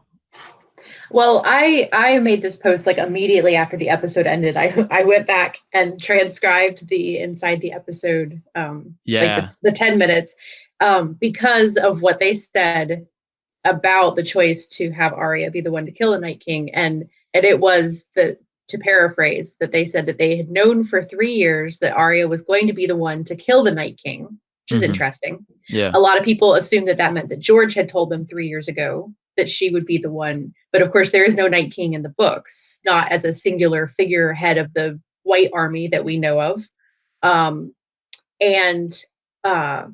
Later then, in that same little segment, they say that they made the choice to have Arya kill the Night King, as opposed to someone like Jon that you would expect to be the hero of the story, because they were trying to sort of subvert the trope.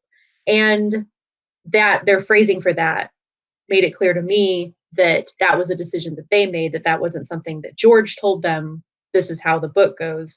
And that made me feel a lot better about it. Like, I'm okay with this being the stories, like the TV story, and that being separate from the books.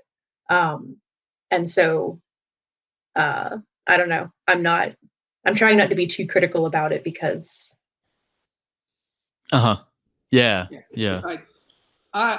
I think I agree with everything you just said. And I think,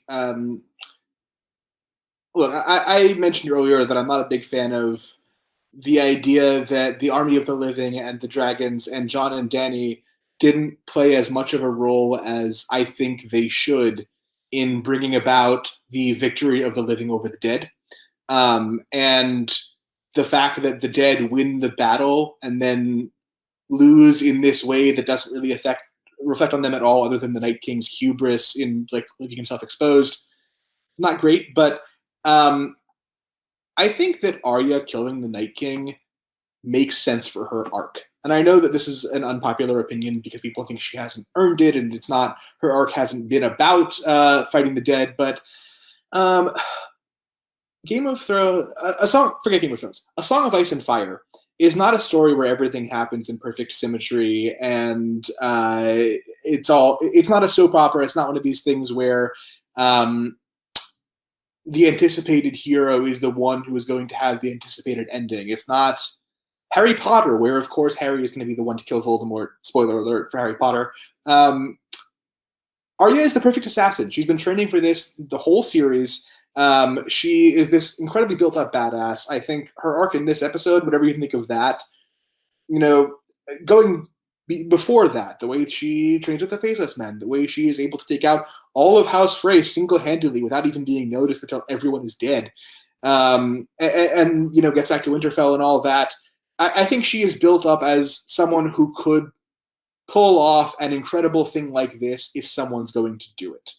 I also think people who found this unsatisfying, there's a lot of reasons to find it unsatisfying. I find it unsatisfying for some reasons.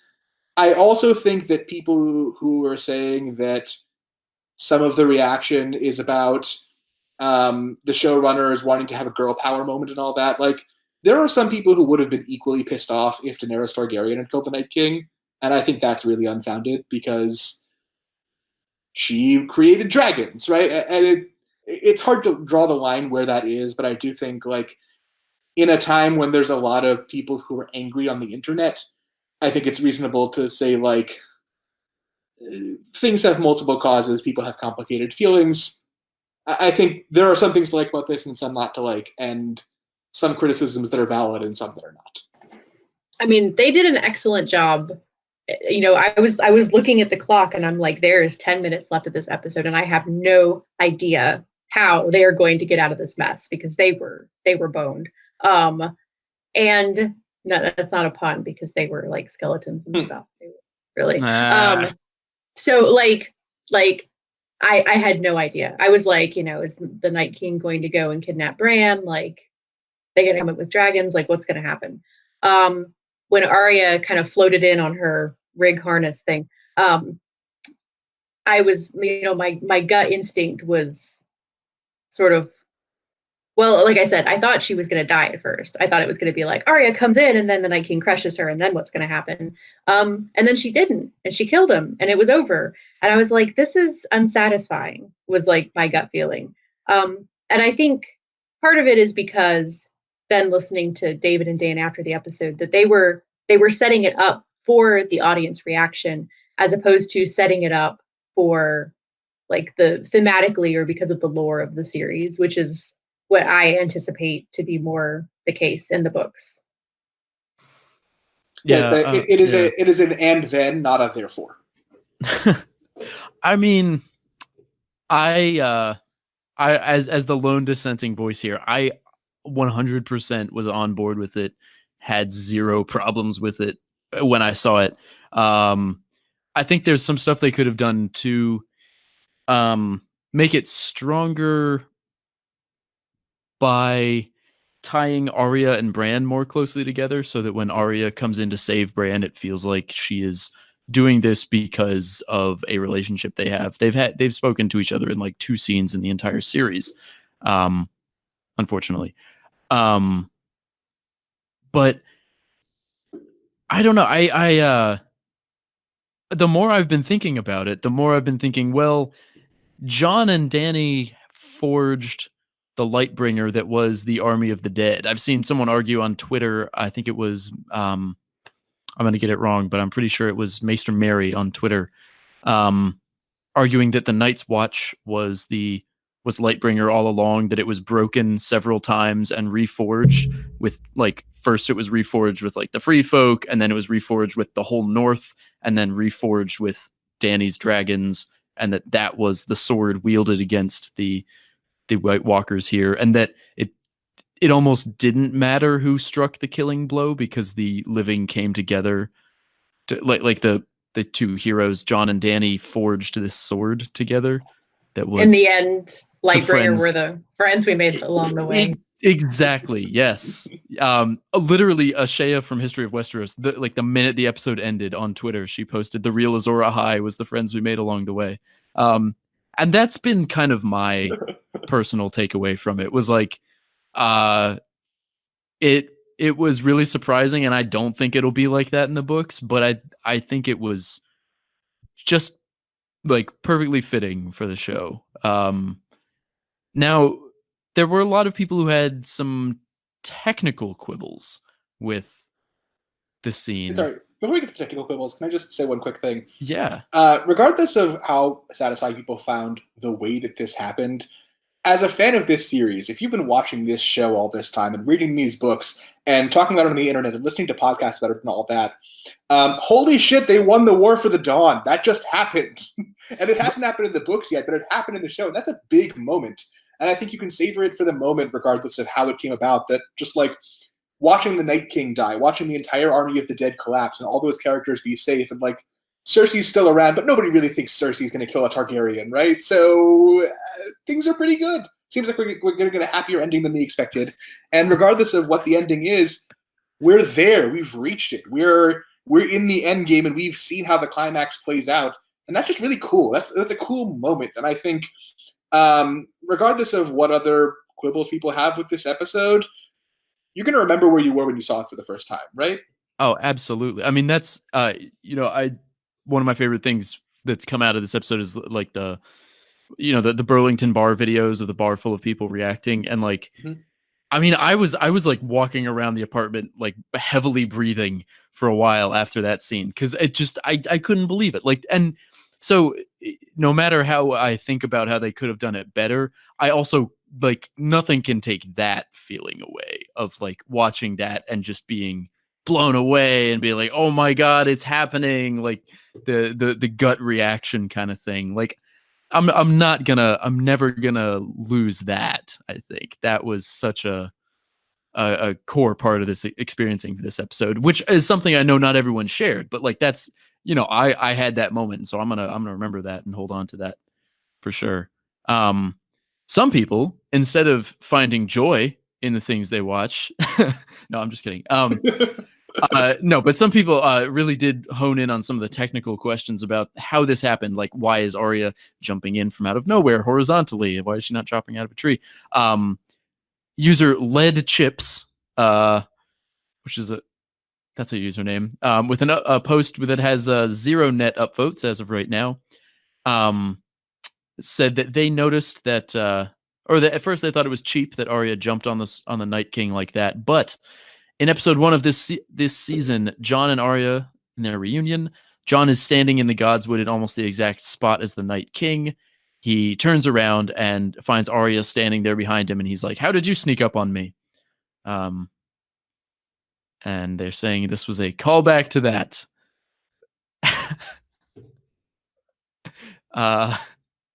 Do you find that compelling? I think it's being pretty generous to the writers, but I also think this is one of those things where if you choose to enjoy it, you're going to enjoy it more than if you don't choose to enjoy it. And so if that means giving the writers credit for something that maybe they didn't think of, I'm okay with it. Yeah, I mean, like I said earlier, I do think that the sneak attack thing was mostly foreshadowed with the library, where we're shown that she's very, very quiet. Obviously, Bran just cast Code of Silence before she walked in. He was concentrating. That's why he wasn't doing anything to defend himself. Yeah, it was a concentration spell. Yeah, that's right. He's too busy watching the episode. It's so dark, you can't see what's happening. He's squinting. He's like, "Is that Arya? What the fuck?" Are there any cats around here? Something that has night vision? Like, come on. I as a physics teacher, the arc that she didn't travel, jumping onto the Night King, like she had no Y velocity at all, and this is definitely something that if I was still in the classroom, I would have my students analyze with video software to calculate her velocity and to show that she was not in free fall. Someone should, though. My headcanon for that is that she Goomba jumped off the head of one of the White Walkers forwards, like kicked backwards off his head, like Mario. Or she did the thing that Mario does where she crouches down and then gets like a double jump out of it. Could be that as well. Arya is Mario, is what I'm saying. Mario. Maria.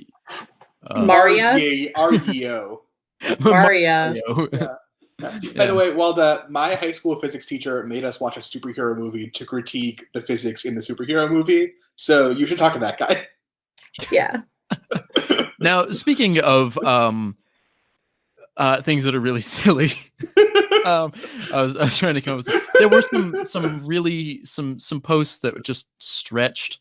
I want to shout out to a couple of them. We don't have to talk about them much, but Crazy7 Chameleon, a user on the subreddit, with a post titled Azor Ahai Identity Reveal, believes that Azor Ahai this whole time has been Joffrey Baratheon, because he was crowned under the Red Star. He was conceived on the island of Estermont, if I remember right, which is a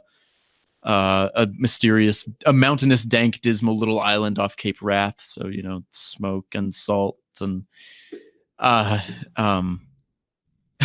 it's exactly what you think it is. My favorite, though, is that Rhaegar Targaryen was a man famous for his melancholy and his obsession with prophecy, they say, and that he was trying to bring about the birth of Azor Ahai. They quote, "The rubies flew like drops of blood from the chest of a dying prince, and he sank to his knees in the water, and with his last breaths murmured a woman's name. And Crazy Seven Chameleon says that woman's name was Joffrey." So great. Yeah, so love it. The thing about that is, every January we give out subreddit awards that are nominated and voted upon by the users. Absolutely. And one of them that we usually do is, I forget what it's called, but like basically to the most fun, insane theory. And I think, and I mean this genuinely as a compliment to Crazy Khaleesi 75. Yeah, no, Khaleesi 75 wrote this. Yes. Oh no, I'm looking at the wrong thing. Oh no, yes, that's our spoiler alert. Yeah. Yeah. So to the author of the Joffrey theory, that's hilarious, and someone should nominate that for a best of award when that comes around in January. So just everyone like Google that post and bookmark it, and then get ready to vote for it like 9 months from now. That's right. There was another one about the identity of Azor Ahai, suggesting that Azor Ahai is actually 7 people, with the 8th person being Lightbringer. Nope, I'm out. Yeah, it's good stuff. There's the 7 people being aspects of the 7. Yeah, sorry. Yes. With Lightbringer being the 8th. Lightbringer making the 8th, if you will. Oh, making the 8th. Yeah. I have a soft spot for these posts that are like connecting characters to the archetypes of the 7. Yeah, it's you know what? It's some good the top comment is not bad at all. And you know what? It is not bad at all. It's not all bad. It is not all bad. The episode ends, of course, with Melisandre just finally giving up the ghost, finally turning into ash. Thanos snaps and Melisandre disappears. Yeah, right. Which did that make sense? Did it make sense to you? Her just dying? Yeah. I was a little surprised that her saying "I'll be dead before the dawn" was actually just "I'm gonna kill myself before the dawn," but it did make sense in the sense that I already thought she was gonna blow up at some point in the episode, like that she was gonna turn to ash or something. Yeah, I think some people tied it into like they're like, she was a white and that's why she died, but that was way afterwards. That's not it. She also John, but okay. Yeah. No, Melisandre isn't a white. She's 400 years old. They showed us this a few seasons ago, right? Exactly. I don't think that the showrunners have demonstrated that they have a coherent theory of what the deal with Melisandre is, but this seemed like as fitting a way for her to go as any, and they don't have a theory of what the Night King is either. So, yeah, I mean, yeah. Mm-hmm. This is my biggest argument for there not being another twist with like others and, you know, Night King coming back or Night Queen 2.0 or whatever. Because like what I read this as is Melisandre was a servant of the Lord of Light. She was there to fight the Great Other. She gave Arya her pep talk. Arya took care of the Great Other, and the Lord of Light doesn't need her anymore. So she's finally free. And of course, we know in the books that she had been a slave at some point. I mean, I think there are priests that are slaves or former slaves who are priests of R'hllor. You know, you can think of her service as being sort of a servitude to this god, and now, you know, her indentured servitude is over. That's an interesting point. Almost like her watch is ended. Yeah, I mean, yeah, she's. Yeah, I agree with everything you said. Yeah, it's her service and her like, yeah. She's been chained to the Lord of Light for a long time. Do we think that she like was in Valyria before the Doom? Because if she's 400 years old, the Doom of Valyria was 300 years ago ish. Or no, was it 400? Right, because the Targaryens were 300 years ago. So it was 400 because there's the Century of Blood between the Fall of the Doom and Aegon's conquest. Just Volantis doing a lot of dickish things to everyone else. So she could be like a first generation Valyrian refugee. Like maybe she was born amidst salt and smoke in the Doom of Valyria, and then like escaped to Ashai, where she became a slave because she was a child by herself, and that's some tinfoil for those future books.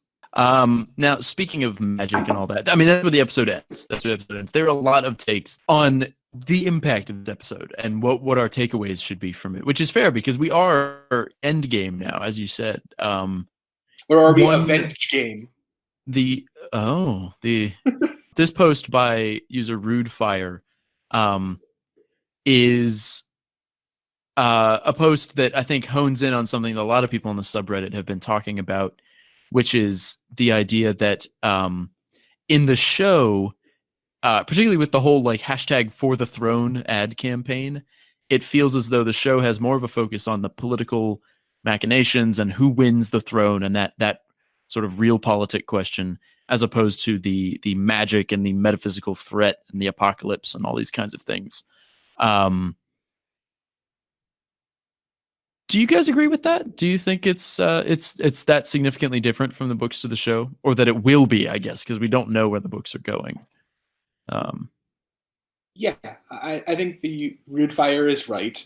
I think like the way the books are conceived, the White Walkers, the Army of the Dead, are a stand-in for any giant problem that's bigger than petty politics and even bigger than wars between humans, like global warming, for example, as George has linked it to.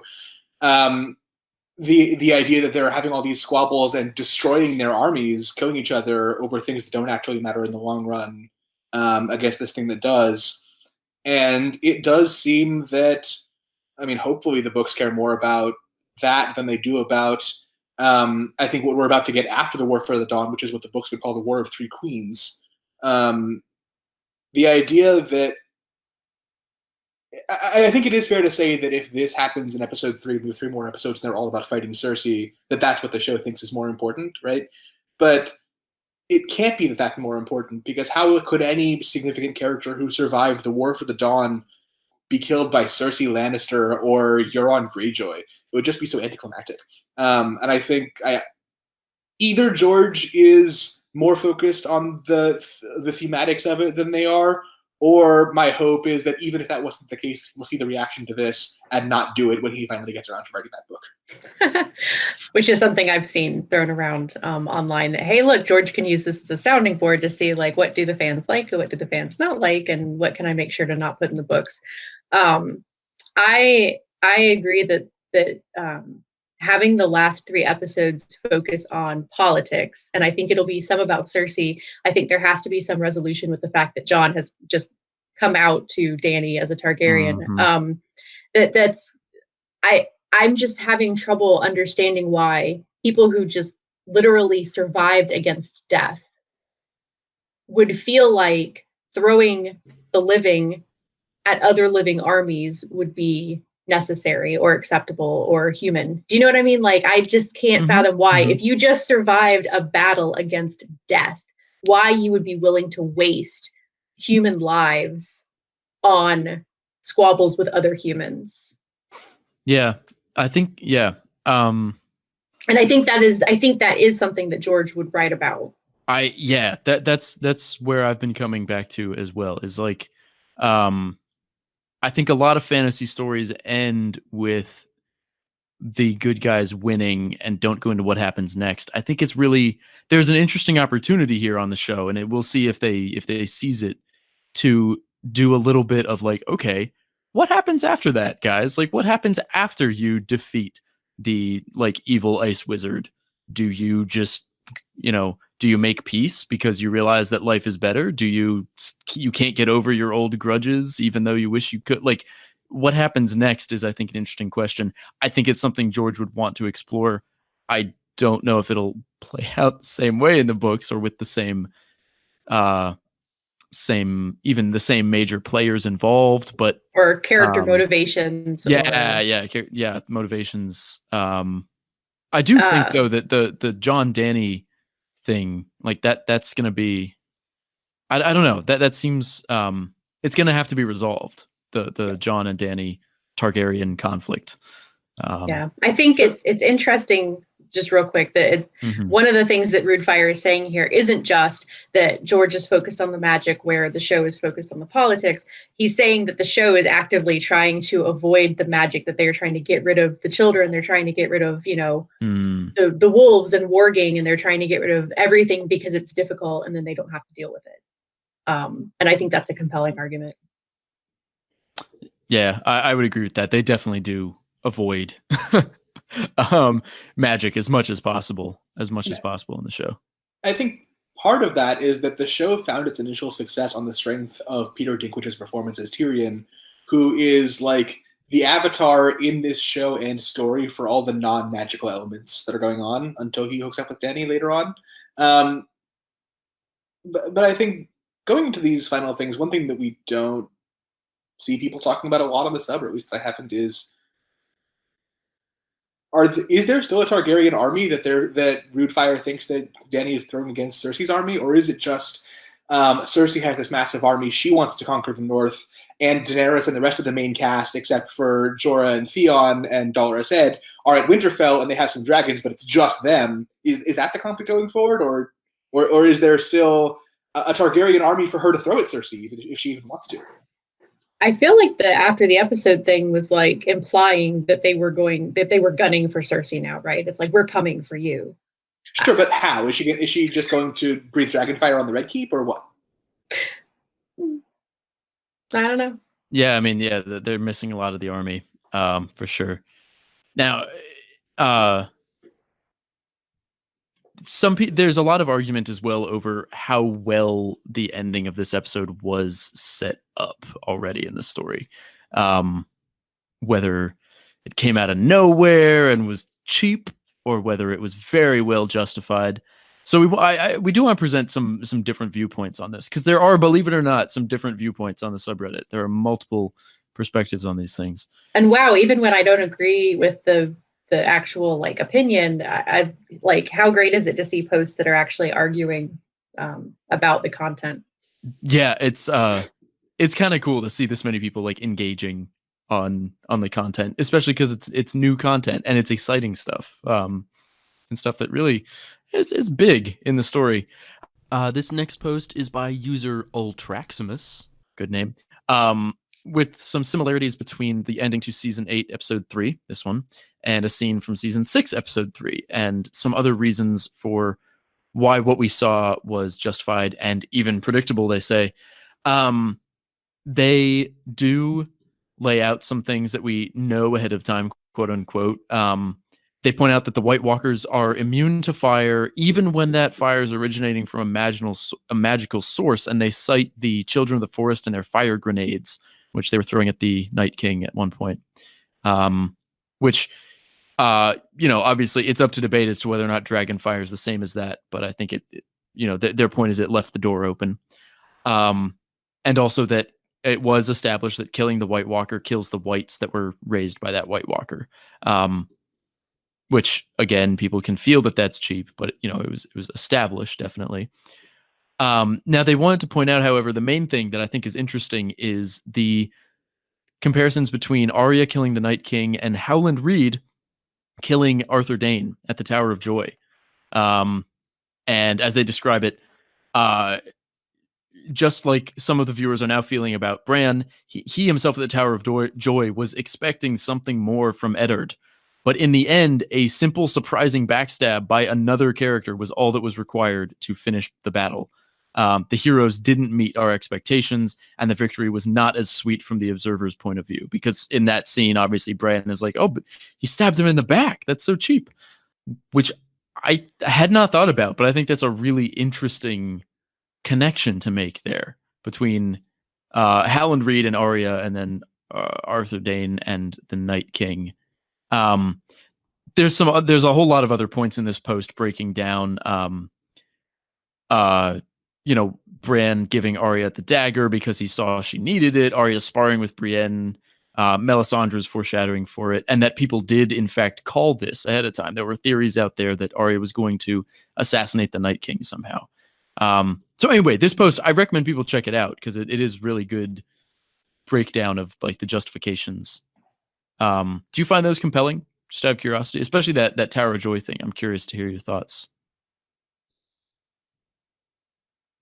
To the degree that the argument is that there's a pattern of the heroes letting us and their followers down and then being saved by some unexpected thing, like that isn't just those two times. That's the Battle of the Bastards. That's the Battle of the Blackwater, which is, I think, a good point of comparison for this episode because it's a giant battle that's a pivotal moment for the show, and has a lot of other similarities. I think this has to do with just the way that these showrunners like to tell stories, which is they want every pivotal thing to happen at the last possible instant. When Melisandre is trying to light those trenches, it doesn't happen until there's a wight that's halfway across the trench in her face. When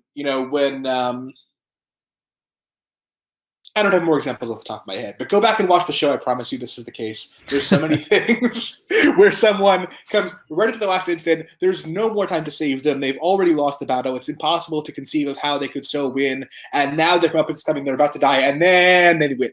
Oh, absolutely. The Beyond the Wall episode where Jon is on the rocks and they're like, oh my gosh, this is it. The whites have pushed them in, and then Dany arrives with her dragons. Yeah, I mean, it's a thing that happens for dramatic tension over and over again. It's fake deaths, fake losses, and the thing you need not coming to the last possible second. Actually, this happens twice in Blackwater because it happens the first time when the Tyrell army shows up to save the Lannisters, and the second time in the show when Cersei and Tommen are on the throne and she's about to kill them both because she thinks they've lost, and Tywin breaks in and says they've won, and it's like, oh good, if you'd come 2 seconds later we would be dead. So the showrunners love that pivotal thing, and I think it is kind of cool that they take these things to their extreme in major moments like this, but it's the same problem that I have with fake deaths that I ranted about the last time I was on the cast when we did the Beyond the Wall episode in season 7. There's only so many fake deaths and fake losses that you can take before you stop believing them, and when they get resolved super quickly, as you know, I mean, in this episode, when the Night King goes down, the entire army of the dead goes, and that's episode 3 of 6. Like, it worked for me when I first watched it, but I'm truly sympathetic to people who think that like that happened a little too fast and a little too cheaply in terms of storytelling. And I think you can praise everything else about the show and still acknowledge that like maybe that wasn't like the most thoughtful, swervy, woven storytelling thing they've ever done, to put it in a very messy way. So the climax was premature. It just should have been episode 5 instead of episode 3. They should have defeated Cersei first. That's really what it is. Right. I think that's a different story though. Yeah. I think it's interesting that Old Traximus is giving sort of some mechanical reasons why this could happen. You know, we've seen these things in the episodes, like stop complaining about them. There's another post that was actually fairly successful. I had over 2,000 upvotes. It got gilded from user int_min. And it is episode 3 couldn't have happened any other way, at least for the show. And I do like that qualifier because again, I'm now mentally separating the two, definitely. Yeah. And it's more thematic than mechanical. And so the post is pretty short, and it's just talking about Arya, the Cat's Paw, and the Night King, the Cat's Paw dagger, the Valyrian steel dagger. And the user talks about how, the many-faced god made an assassin out of Arya. The Lord of Light revived Beric to save Arya. Mel gave Arya that pep talk, told her, you're going to close these blue eyes, and also confirmed that Beric was kept alive for the moment of saving Arya. The 7 saved Sandor Clegane, who saved Arya. So it's like looking at all of these sort of supernatural deific powers who are converging in order to get Arya to the place where she is. The drowned god via Theon, who protected Bran, who bought Arya time, and then the old gods who, via the three-eyed raven / Bran, gave Arya this cat's paw dagger. And so that's sort of thinking about sort of the lore, how it could have all come down to Arya being the one to end this great evil.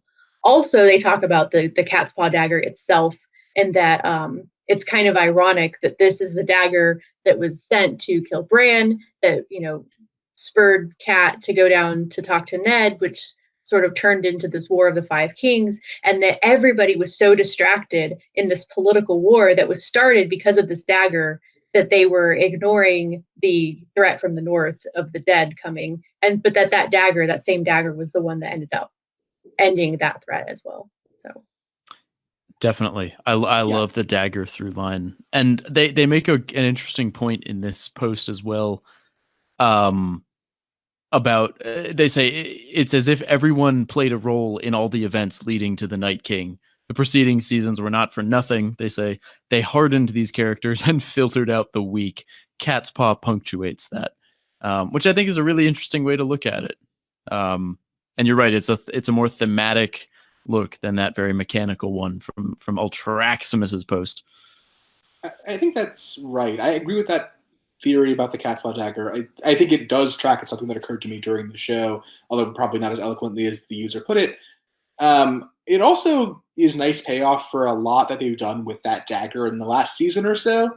They're handing it back and forth in the Godswood between Bran and Arya. Arya using it to kill Littlefinger and all that. It does kind of bring it home, maybe not to where the White Walker problem came from, but to season 1, to the beginning of this story, where all of this came from. And that is a cool thematic thing. They do deserve credit for it. It certainly was on purpose. Definitely, yeah. Now, with that being said, there are plenty of users on this subreddit who maybe felt a little differently. What? Yeah. Can you believe it? I'm shocked. Some I people thought everyone may have just disagreed. was so on board. There were probably elitist book readers. I think they probably were. Yeah. Reading books is elitist. Yeah, I mean, we've never read them, so I don't know. Never read these books, never read a single book in my whole life. One time my mom tried to get me to read Goodnight Moon, and I was like, you know what? People on the internet won't approve of that. That's right. So you watched the TV show instead, as did user First Basic, whose very long post titled On Setup and Payoff and the White Walkers. If we scroll down quite a ways on that and get close to the bottom. TLDR. The TLDR. One of their main points in this post is that if the payoff really is just that, they say, the Night King is evil and the embodiment of death, that explanation is too simplistic, they say, for the amount of setup. Narratively, they say, it is not well balanced. This is something, again, this is a pretty common sentiment that we've seen in a lot of different posts and comments, which is that it felt as though there was some final thing we were supposed to learn about the Night King or about the others, the White Walkers, that we didn't learn. That there's like one more twist, one more piece of information in the story, and that's why it felt too early in the story for them to die. That's why it felt maybe unearned, because our characters hadn't reached that point yet. I'm of two minds on this. I mean, I don't necessarily disagree, and plenty of users do agree with this. I don't know that it's necessarily a huge misstep. I don't know that we'll ever find out that much about the others, but I agree that in terms of the pacing of how we find out stuff about the others, maybe there was something that could have been saved for right now, and maybe that thing was just they're immune to Dragonfire. I don't know, but that clearly wasn't enough for some folks. Yeah. I felt like the explanation that Sam gave, that, you know, Bran and Sam together sort of gave in the last episode, was like the tip of the iceberg compelling, and that I felt like they should have gotten more of the why in the world is the army of the dead converging on the north, but guess not. Yeah. Mm-hmm. I mean, I think this is one of those things where if you choose to like the show, you're going to like it more than if you don't choose to like it. This is not the books, and it's also not the story that we were watching in the show in the early seasons when it was more based on the books and it wasn't such a critical success with all this money to spend on cool special effects. The writing is not as ambitious as it used to be in terms of the story they're telling, and I think that's just a fact of the later seasons of the show, and you can choose to be on board with that and appreciate its success on its own terms if you're willing to give it that, and I will. Or you can choose not to do that, or you can think it doesn't succeed on its own terms. But I think I found it satisfying because I had set my expectations where I thought it was reasonable for the show that we've come to know, and I enjoyed it on those terms. I also hope that in the books we get more detail about what the White Walkers are, where they came from, what the deal is with the First Men and the Children of the Forest being involved in this. But I'm not shocked by that not being in the show, both because of what we've seen and because of just the medium. And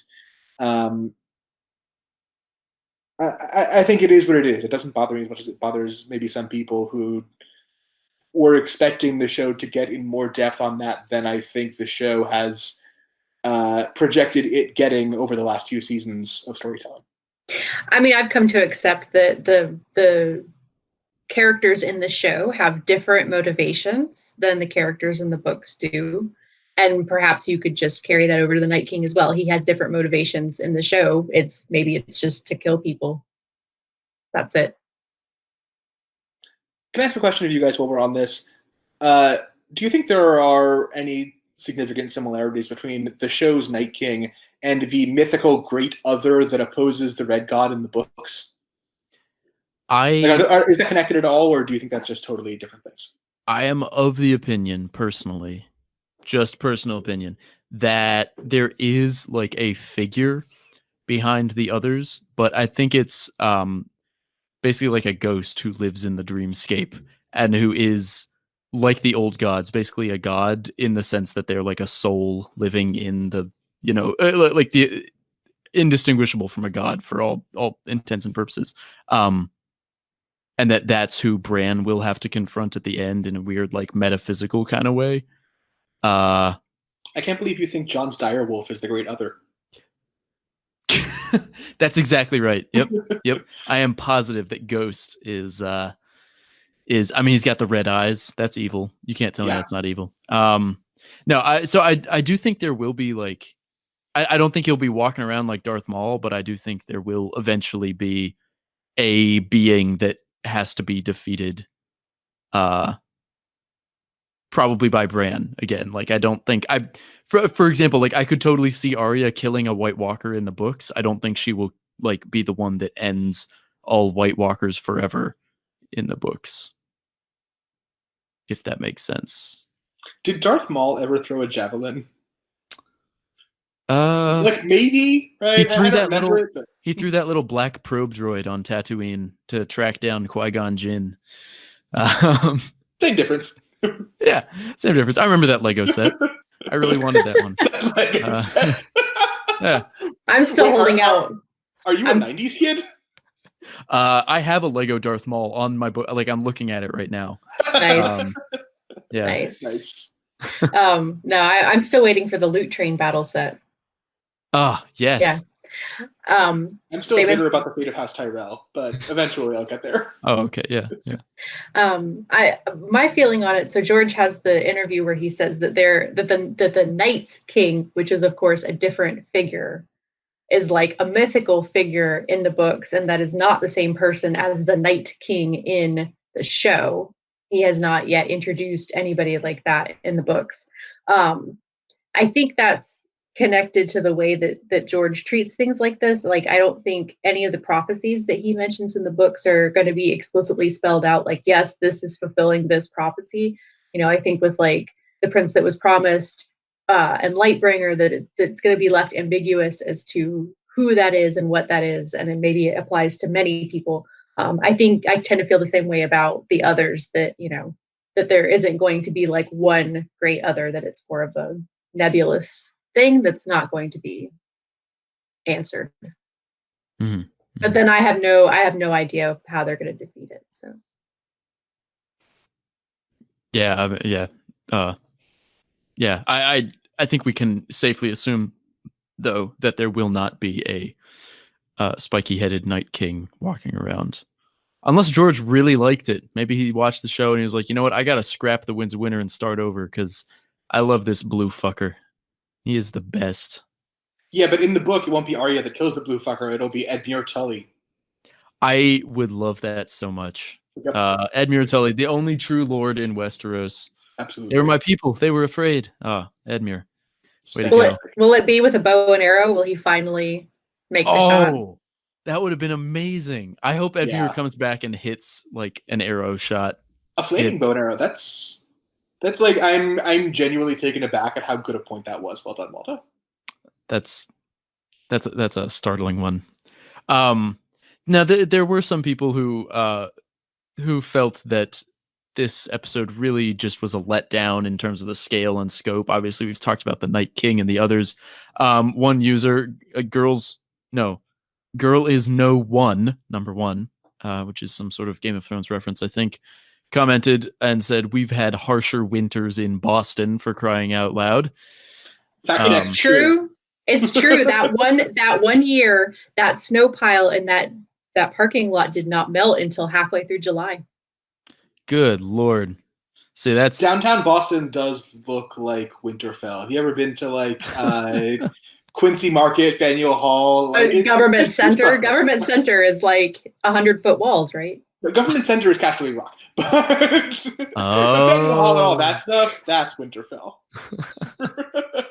Wow. The best part about this comment thread, though, is that then Tom Brady gets compared to the Night King with his arm for throwing the javelin. Yes. Yep. Stay tuned for more Boston references on Massachusetts Monthly. Massachusetts. Wow, you are never getting invited back. That was over the line. Of course, we all know that can't be the case because Brady would never be defeated that easily. True. He does seem to be like eerily undying, though, right? Like, I mean, he's not aging. Like, there's some ice magic there. You can't tell me that Giselle is not the Night's Queen as well, his wife. I definitely. So she was dead before he met her. That's what I'm saying. Yeah, and he's the Night King. He was a deflated dragon. I'm really losing the thread. Metaphors are fun. Yeah, the Brady thread. Now, someone else has pointed out, again, very maybe cynically, they say, turns out Joffrey, Robert, and Cersei were right about the White Walker threat all along. And that basically, if everyone had ignored the White Walkers, everything would have been fine. Now, I understand why people feel this way. We also still have 3 episodes left. So I feel like it's too early to be like, yeah, Cersei was right. I think this user, A Feast for George, which is kind of a funny name, has, first of all, this post is good content. I appreciate it. I'm upvoting it. I think it is a good thing to discuss. I don't agree with the point they're making, though. I think, like, maybe Cersei was right in ways that, like, why...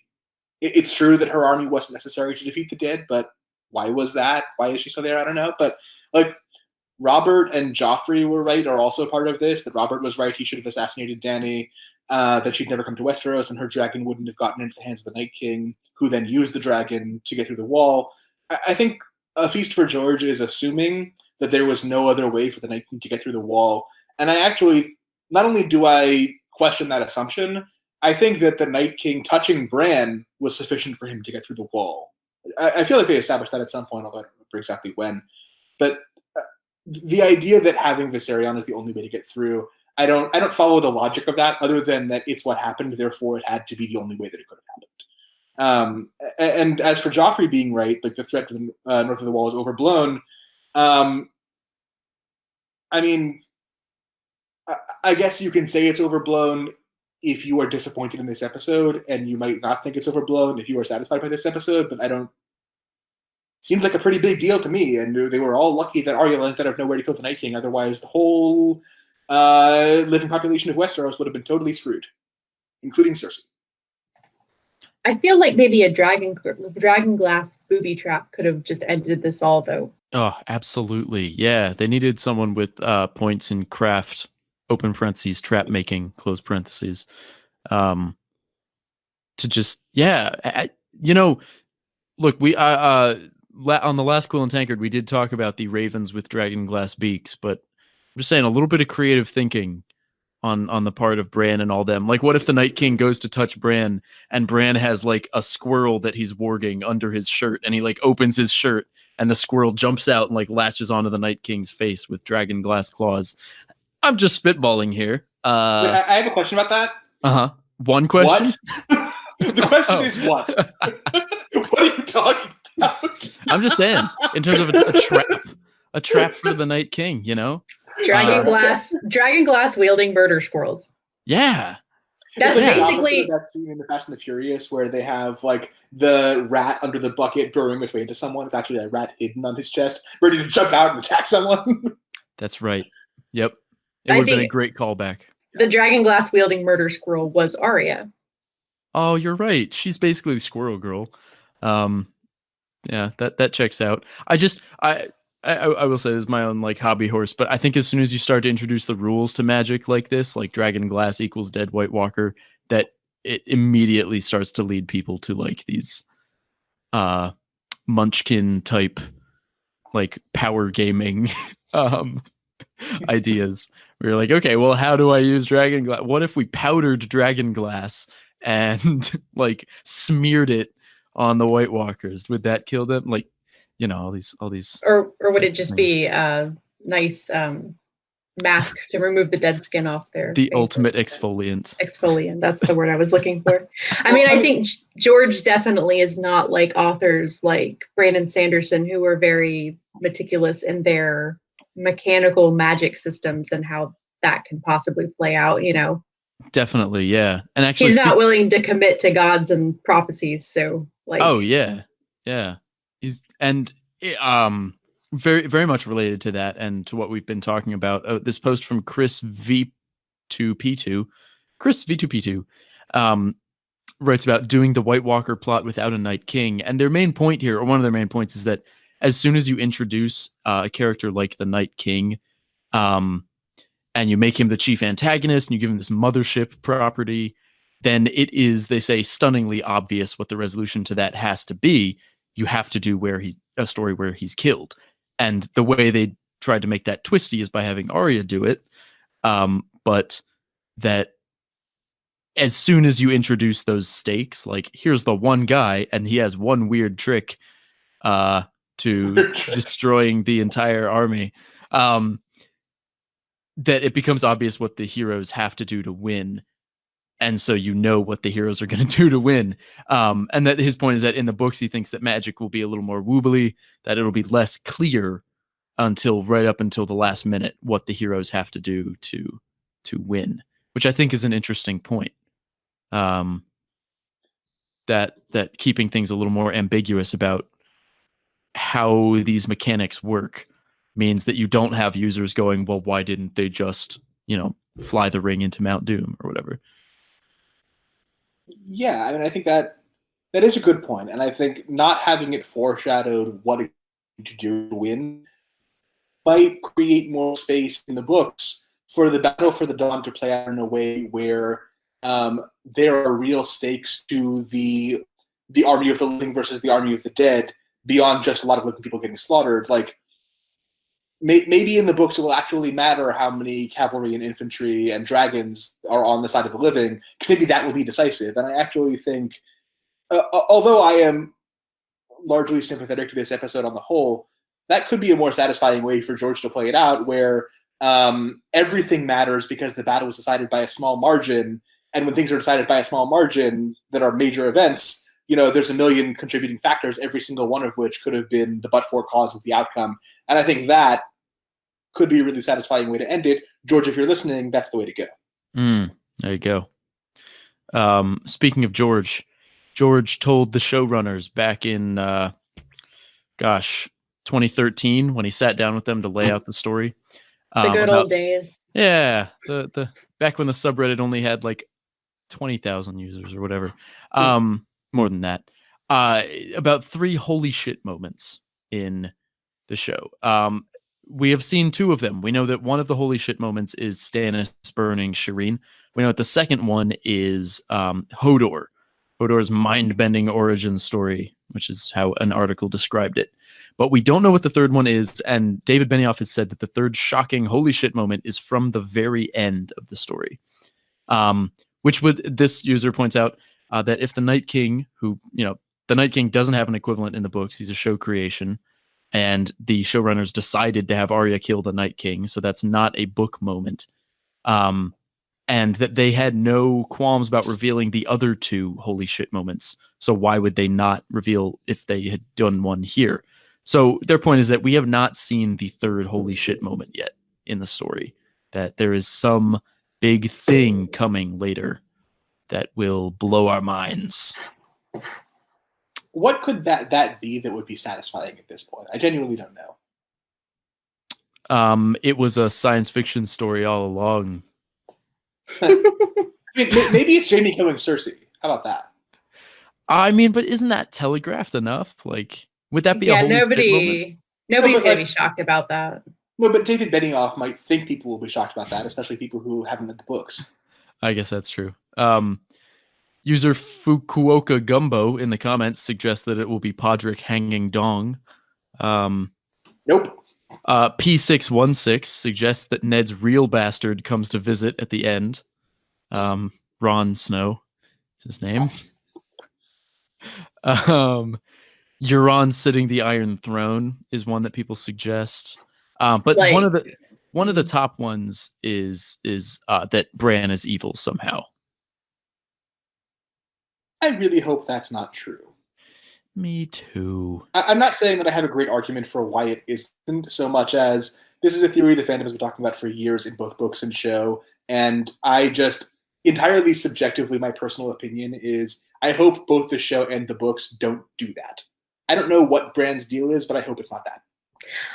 I think it's not true because in the books, Bran is an 8-year-old boy who dreams of being a knight, and then he gets crippled, and now he's on this mystical journey. And when George conceived of this whole thing, it was with that first Bran chapter, thinking like, okay, there's this little boy in the north, and he's riding out with his family to, see them execute this deserter, and they find these puppies, and it's an omen, and like. When he was writing that chapter, do you think he was really saying, and then I'll make him like the evilest person who ever eviled? The end. Yeah. Right? Like, is that really the ending that George was envisioning when he started the story with Bran? Right. Yeah. I mean, there's also some people who think that Daenerys is going to turn out to be evil, which I think is a thing that if that was going to happen, it would have happened already. In the show, you're saying? Yeah, in the show. I also think it's not going to happen in the books, but my evidence for that is less because we have fewer books. I think my bottom line here that I think makes these things unlikely is I think that the thematic statement George wants to make about good and evil is that it's not as simple as you think, not necessarily that power corrupts because that story's been told a million times. I don't know. It's hard to think of what it could be that would be surprising, because if it's going to be surprising, we're not going to be able to think of it. If that makes sense. Like, no one really called. Then again, backing that up a second, one of the holy shit moments was Stannis burning Shireen, which a lot of people think is already thought was going to happen in some format. Yeah, in some form. Hodor's origin story, no one was really calling. There were some people who accidentally guessed it. That one guy on the elevator. Yeah, exactly. Yeah. Sorry, one last suggestion for what could be a holy shit moment. Yeah. And I'm not saying this is going to happen, but I would be genuinely shocked if it happens. What if the Targaryen-Stark alliance does not defeat Cersei and take the Iron Throne? What if their army really was wiped out in the War for the Dawn, and all those main characters are still alive, and they still have 2 dragons, but they either can't or won't do what is necessary in terms of fire and blood to take the Iron Throne from Cersei, and maybe she lives, or maybe her regime lives on in some way, even if she dies. And the bittersweet ending is the Iron Throne remains in the hands of a non-hero, while the heroes are able to control the North as they did at the beginning. Or are exiled. Maybe Jon and Dany have to leave, and they just have to accept that Cersei has the throne, and we defeated the evil, and that's going to have to be good enough. But how would Cersei get to Winterfell? Well, why would she even go to Winterfell? She can just threaten them with the Golden Company. I mean, I think that the idea of them losing to Cersei in the field or by refusing to burn King's Landing to the ground is one thing. The idea that the Lannister army is gonna march to Winterfell and lay siege to it and not get destroyed by those two dragons alone just strikes me as implausible. But I mean, I could be wrong. I just I don't know. I would think of it. I could see the threat of violence from Cersei, though, being enough for Jon and Dany post Battle for the Living to be like, you know what, fuck it, you can have it. Like, right, like if we leave, will you just leave everybody alone? Like, will you pardon them, and then we can just check out? Which, I mean, honestly, that would be a really holy shit kind of ending if the cost of saving humanity is like letting the Lannisters and this oppressive thing continue. Like, that's a dark but interesting story. I don't know that that's where it's going, but that's, I mean, I don't know. Yeah. So there's one other problem with that, which is, as far as we know, the Targaryen-Stark alliance still controls the Vale and Casterly Rock. And Dorne?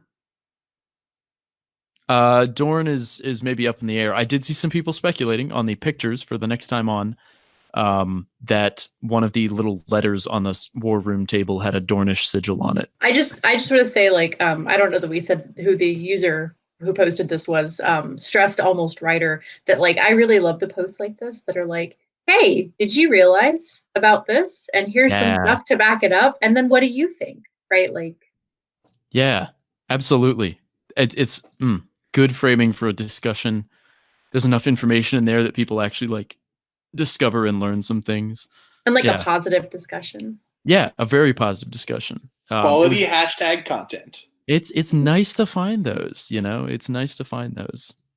Now there were a lot of other posts that I think don't have the time to talk about, including posts discussing about what's going to happen on the next several episodes.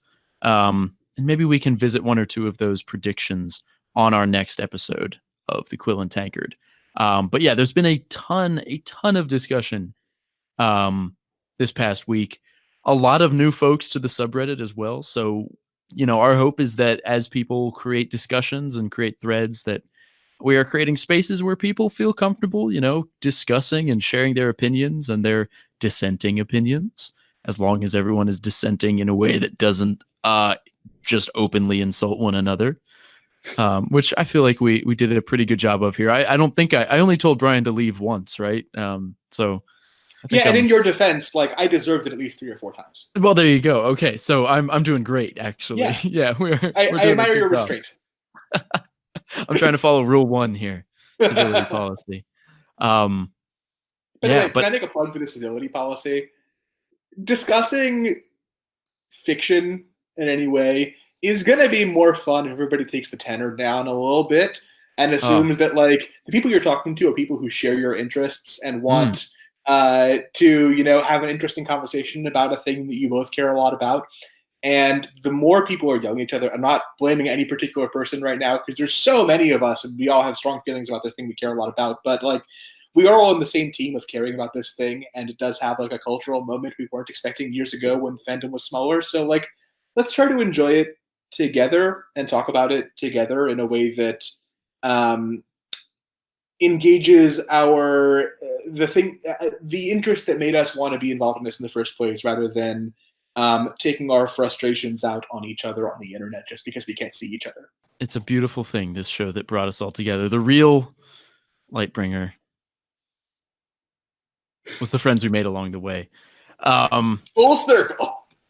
I think that about does it for this evening at the Quill and Tankard. We will be doing one for every subsequent episode of the season, unless the health inspector shuts us down again. Stupid rats in the cider barrels. Yeah, I mean, it was Pate's fault. He was supposed to take care of that, but he just disappeared the other night. Don't know where he went. Fucking weirdo. He doesn't even work here. He voluntarily cleans the rats out of the cider barrels. we want to say you can find us on Google Play, iTunes, Stitcher. I believe you can find us on Acast, and you can always find us on YouTube as well. You can find us on Facebook and Maester Monthly. Twitter, Facebook and Maester Monthly. You can find us on Facebook and Twitter at Maester Monthly. On both places, the Prophecy of Azor Ahai demands that you be the one to smash the MFN like button. Let's see. You can always, of course, find us on the subreddit /r/asoiaf, where we will be moderating like absolute fiends. I have been one of your hosts, Michael, also known as Bookshelf Stud.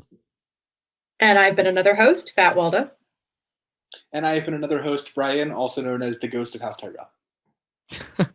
Thank you, everyone, for listening. Thank you to all of these users for creating such incredible content for us to talk about. Thank you to the showrunners, I guess, for making the show. And we will see you next time at the Quill and Tankard. Bye, friends. Enjoy your evenings, travelers.